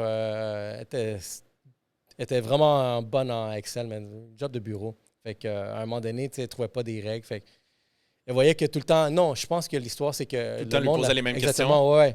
Fait elle a commencé à faire des TikTok sur Excel. OK, cette fonctionnalité est Excel. Ah oui. Elle a blow up. Elle a lâché sa job. Elle fait genre du 6 chiffres par mois. Elle a rendu une star de... Ouais. Puis son TikTok, c'est justement genre donner des conseils, comment fonctionne TikTok. Elle est devenue une vedette derrière. Un peu après ça, je pense qu'il y avait le côté vedette qui est embarqué, là, mais néanmoins, tu avais une nouvelle forme. Vraiment, là, tu as appris Excel, là, comme c'est quand même pertinent. Là. Ah oui. De nos jours, si tu veux. Non, tout à fait, mais tu vois, je pense qu'elle a trippé là-dessus, puis elle était vraiment bonne là-dedans, puis elle a fait ce choix-là. C'est ça qui a fait que... Puis elle est dans des consommations très courtes, puis quand tu fais des recherches, tu tombes sur ces... Ouais. En une minute, tu avais... Quand tu dis comment faire telle affaire dans Excel, puis que là, elle répond exactement à cette question-là dans une vidéo, puis que la vidéo, elle est fun à regarder en plus, tu t'abonnes. Puis, tu sais, fait que je pense que c'est ça que les profs... Il y a beaucoup de profs que s'il y avait un bouton « follow » à côté d'eux autres, il y a bien des étudiants qui ne pèseraient pas sur le bouton « follow ». Là. Alors que ça devrait être des... Tu devrais avoir le goût de peser sur « follow » sur ton prof. Là. Mm-hmm. Tu sais, puis c'est ça le problème. Mais, regarde, j'ai rencontré tout plein de monde aussi qui sont venus au podcast, que, tu sais, entrepreneurs, hustle. Puis, il y a une couple de personnes qui ont du succès, qui réussissent très bien. Puis, quelque chose qui s'est dégagé assez souvent, tu sais, son TDAH, par exemple. Tout le monde a TDAH de nos jours. Même si c'est un peu, je pense, exagéré, là, tu sais. Ben, tu sais, il y a eu Dominique de Coloring Go. Gagnon, Ouais, justement, j'ai écouté une conférence de lui, puis Non, je connais très bien. C'est une machine, ce gars-là. Là, c'est vraiment une machine. Il a de grands succès entrepreneurial d'ailleurs. Mais tu vois le TDAH. Ce que j'ai réalisé, c'est qu'avec une invitée, par exemple, Mélanie Trudel, justement, je t'en ai parlé tantôt, mais on parlait de comment, tu sais, quand j'étais jeune, j'aurais voulu peut-être avoir d'autres cours. Puis, tu sais, peut-être elle avait pensé à un modèle où est-ce que ça serait genre l'école, où est-ce que tu serais beaucoup plus pratique que peut-être plus poussé à tout le temps, genre, faire cette théorie-là. Puis, OK, ben, si tu fais pas cette théorie-là, t'es stupide. Dans le fond, c'est la... Comment ça s'appelle? C'est c'est comme la pédagogie par projet. Moi, ma blonde est professeure dans une école alternative. Fait que j'entends parler de ça depuis toujours, tu sais, parce que justement, les enfants, c'est comme... Ils font un projet, puis ils font du français puis des maths à travers le projet qu'ils vont faire, par exemple. Et de plus en plus... Tu sais, avant, c'était les parents qui disaient « Mon enfant est spécial, il faut que je l'amène là ». Mais maintenant, de plus en plus, il y a des line-up pour aller dans ces écoles-là parce que... Justement, ça respecte mieux les nouvelles, la neurodiversité, la diversité de TDAH-ish, là, de tout ce qui va autour de ça, de la différence de comment nos neurones fonctionnent. Exactement, ouais. Puis j'ai fait un cours là-dedans, parce que quand j'étais à deuxième cycle, j'enseignais au deuxième cycle quasiment, comme je te disais, quasiment toute ma vie. Deuxième cycle, ça veut dire que c'est des gens... à la maîtrise, c'est des gens de 22-23 ans, mais qui ont choisi de faire une maîtrise. Fait que, ils sont vraiment à fond dans leur sujet. Ou MBA, c'est des gens qui décident de faire des cours. Ils ont 40 ans en général, ils sont directeurs, puis ils ont le goût de devenir des VP. Ils ont 40 ans, ils ont le couteau entre les dents. Ils arrivent là, ils écoutent, puis ils sont à fond dans le cours. C'est-tu pertinent, un MBA, à nos jours? Je pense que c'est vraiment pertinent pour quelqu'un, mettons, qui est un ingénieur, puis qui veut devenir un gestionnaire dans une entreprise. Okay. Parce que là, il va apprendre toutes les choses. C'est un expert dans son domaine, mais il n'est pas un gestionnaire. Puis là, souvent, ça t'amène à devenir un gestionnaire. À un moment donné, quand tu es au top de ta game, tu vas avoir des équipes, tu vas avoir des choses comme ça. Mais si tu n'as jamais fait de cours là-dedans, tu as besoin d'un encadrement. Le MBA, pour ça, est très, très bien. Parce que moi, ça m'a piqué la curiosité. Peut-être j'aime apprendre, mais je ne sais pas si ça serait pertinent. Si tu as fait déjà, c'est un bac en gestion, ce que toi, tu as. C'est un petit peu moins pertinent parce que c'est redondant un petit peu. OK. Bon, Mais ça ne veut pas dire que c'est pas nécessairement pas bon non plus. ça peut être vraiment bon aussi. Moi, on dirait que je le vois plus que j'irais là juste à me faire une liste de contacts. Tu fais ça aussi, mais tu fais pas que ça. Tu vas te développer aussi. OK. Mais mon point, c'était juste de dire, comme vu que j'enseigne au 2e cycle, j'ai vu toujours des gens très motivés dans mes classes. Puis là, il y a 2 ans, j'ai commencé à donner un cours au bac. Ça, c'est... Puis là, j'ai vu là, des gens, tu sais, comme qui font d'autres choses sur leur ordi, qui s'en foutent complètement. Puis je pense être une personne interactive quand même dans la classe, là. Puis ça m'a rendu fou, là, cette affaire-là. Tu sais, j'allais voir les étudiants qui participaient beaucoup. Puis j'étais comme, hey, vous êtes comme 15 sur 60 qui participent vraiment. Les autres, on dirait qu'ils sont complètement ailleurs, tu sais. Puis ils ont dit, ah, mais monsieur, dans votre cours, vous, c'est bien plus pratique. Puis ça participe bien plus que dans les autres cours. J'étais comme, voyons, non, ça se peut pas. Le gars est dynamique aussi. Ça se peut pas. Ça se peut pas. Tu sais, pourquoi ils viennent ici? Pourquoi ils restent pas chez eux tant que ça? Puis là, ça m'a questionné. Puis j'étais allé prendre un cours sur, justement, le nouveau type d'enseignement puis tout ça. Puis une des statistiques que j'ai appris, c'est que si je te pitch du contenu pendant 3 heures de temps, tu vas te rappeler d'environ 5 % du contenu que je te pitch. OK? Mais mettons que je te pitch 100 slides de contenu pendant 3 heures, tu vas te rappeler de 5 slides.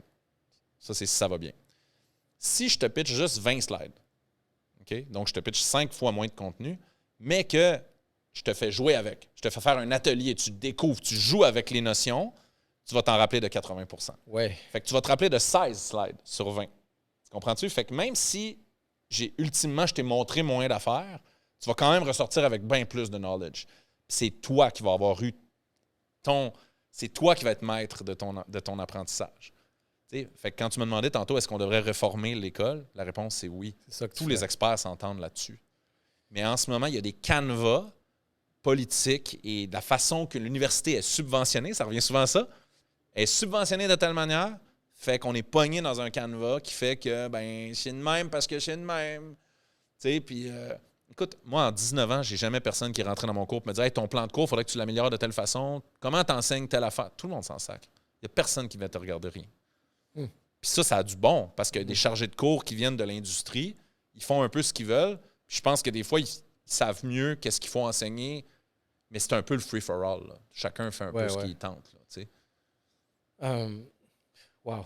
Je trouve que ça pourrait tellement être un sujet. Je trouve, parce qu'encore là, moi, je suis un père. Là, je veux le meilleur. Tu veux que tes enfants aient une bonne éducation. Exactement. Même je suis en train de voir comme, c'est où je l'amène. Je vois le... je l'ai amené d'une garderie privée à une garderie genre CPE. CPE, ouais. Je vois les pros et les cons des deux bords, mais on dirait que je trouve ça cool le privé parce qu'ils jouaient. Ils allaient dehors. CPE, je suis comme, ah non, on va les garder là. Non, il n'y a pas de sortie. Je comprends, je comprends le côté sécurité, 100%. Mais je trouve comme, peut-être quand ils allaient faire des sorties à la fin, quand j'allais chercher ma fille, c'était comment? Là, c'est comme, shit, le parc, la cour où est-ce qu'ils jouent, ben il n'y a pas de parc, c'est comme tout est à terre. Fait que pour éviter peut-être qu'il y en a un qui tombe, je comprends. On nivelle par le bas un peu, là. Ouais, mais je suis comme... je comprends. Puis je suis comme, OK, ben, il faut que je l'envoie au privé. Puis le privé, je suis comme, c'est tout ça la solution. Mais c'est pas, tu sais, tu peux pas généraliser de même. Des fois, ça va dépendre des humains sur lesquels tu vas tomber, tu sais.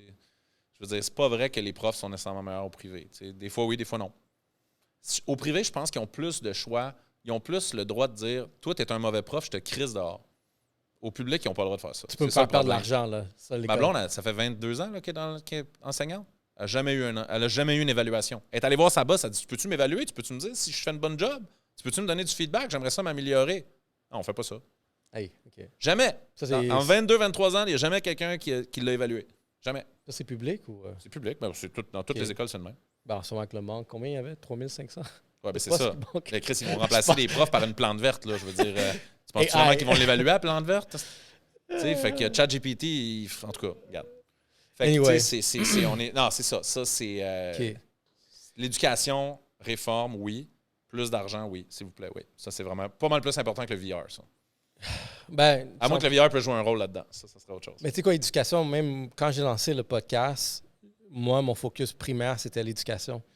J'ai du vécu que je peux enseigner quelqu'un d'autre qui peut l'écouter puis peut-être se sauver genre X nombre que moi, j'ai appris des choses. Les invités qui vont venir ici, ils vont peut-être donner des conseils, des trucs que tu vas pouvoir sauver. Puis je trouve qu'on peut être une meilleure société si tout le monde serait éduqué d'une certaine bonne façon. 100%. Ben, je viens d'une culture latino ici où est-ce que je trouve qu'il y a tellement de... Comment je pourrais dire, de conviction, de culture qui nous empêche de peut-être évoluer au prochain pallier. Puis, tu sais, je trouve que j'aimerais ça voir ma culture beaucoup plus présente, beaucoup plus, genre, on dit à la table décisionnelle que juste étant, genre, peut-être juste un employé, tu sais, on va dire.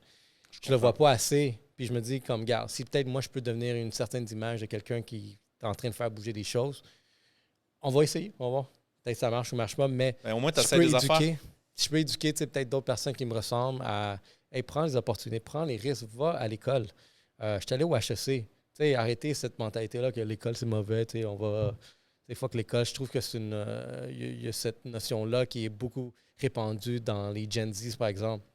Ils disent que l'école, c'est pas. Ben, beaucoup vont être comme, ils vont sont autodidactes à YouTube. Puis oui, ça marche. Oui, tu fais de l'argent. Mais je trouve que il y a des choses, des belles valeurs que je suis allé chercher du HEC. Il y a de la profondeur, c'est sûr que tu vas aller chercher. Tu sais, puis souvent, la phrase que les gens me demandaient quand j'enseignais à la maîtrise, c'est attends, là, ça sert à rien ce qu'on apprend en même temps. Moi, je leur répondais tout le temps la même chose. Tu vas découvrir dans 5 ans l'utilité que ça a eu.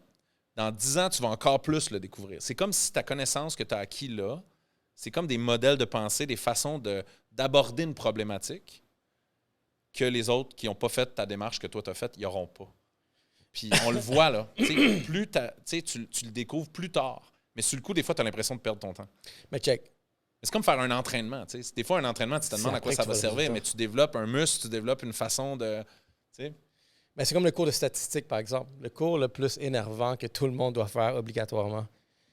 C'est drôle parce que quand je suis rentré en profondeur dans le marketing, dans l'analyse. Soudainement, tu avais des outils. Les statistiques, je suis comme, oh shit, j'utilise des trucs que j'ai appris à mon cours de statistique que tout le monde déteste. C'est probablement un des trucs les plus concrets en maths, dans la famille des maths que tu vas avoir. Ouais. Non, définitivement, surtout en marketing. C'est l'intelligence d'affaires, le data science, c'est tout ça dérive tout finalement de ce core-là, finalement. C'est une des choses qui vaut le plus cher actuellement. Un des salaires les plus élevés en marketing actuellement, c'est le data scientist.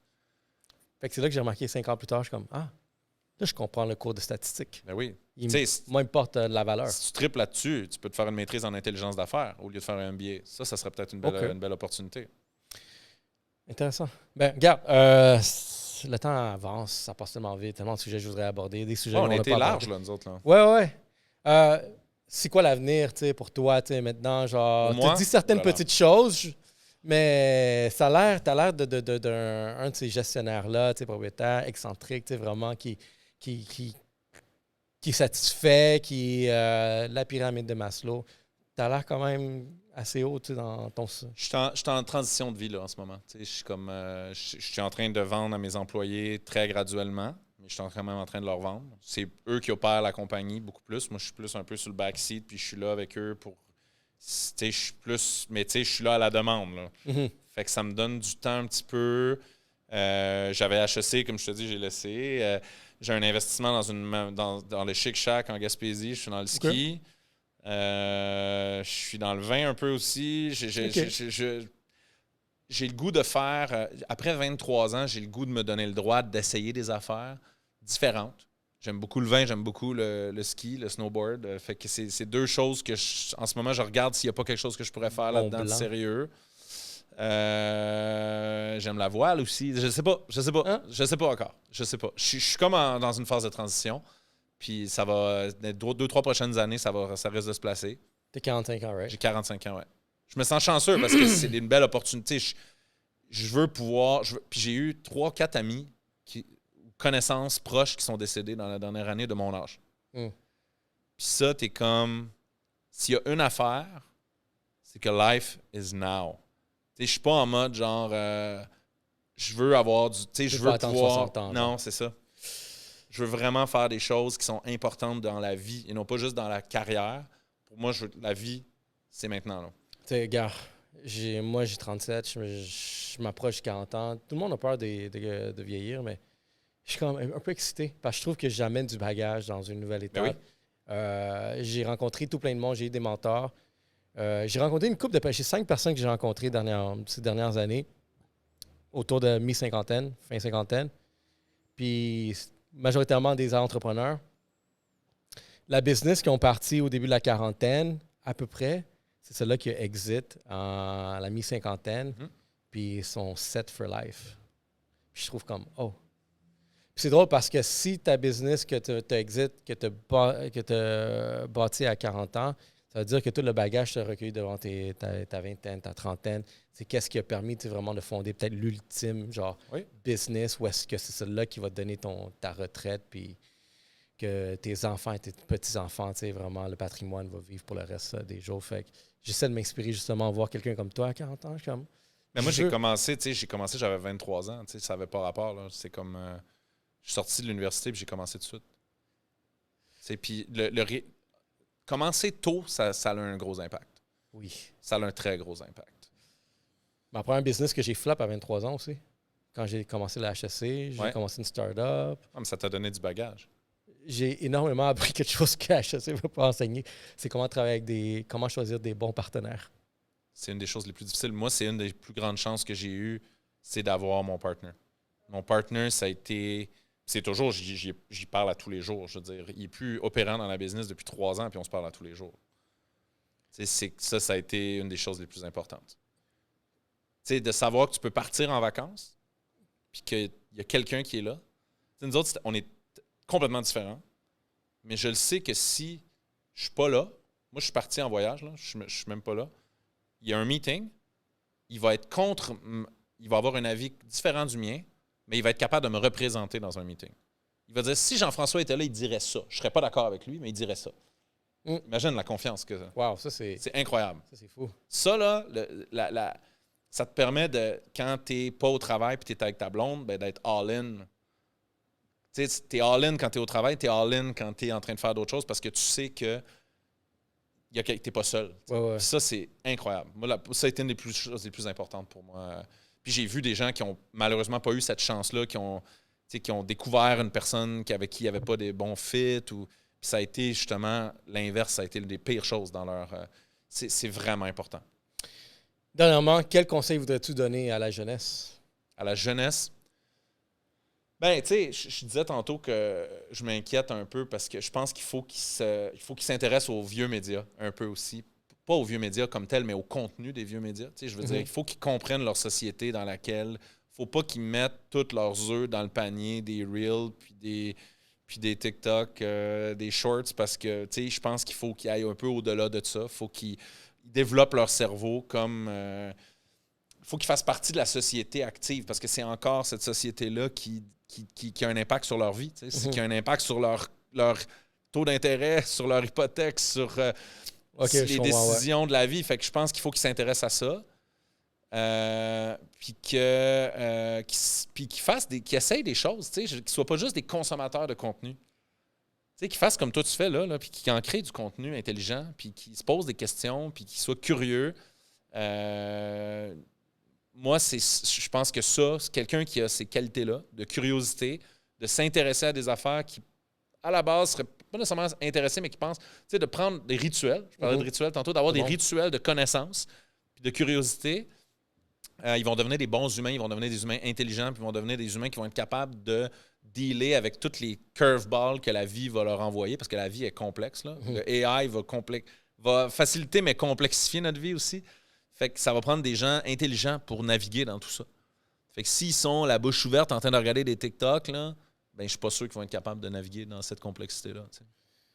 Wow, super. Jean-François, ça fut un plaisir. Hey Ray, merci d'avoir invité. C'était un grand plaisir. C'était dynamique. On est allé dans plein de sujets, mais c'était très intéressant. Super, ben merci beaucoup, guys. Yellow Sea Podcast. Merci.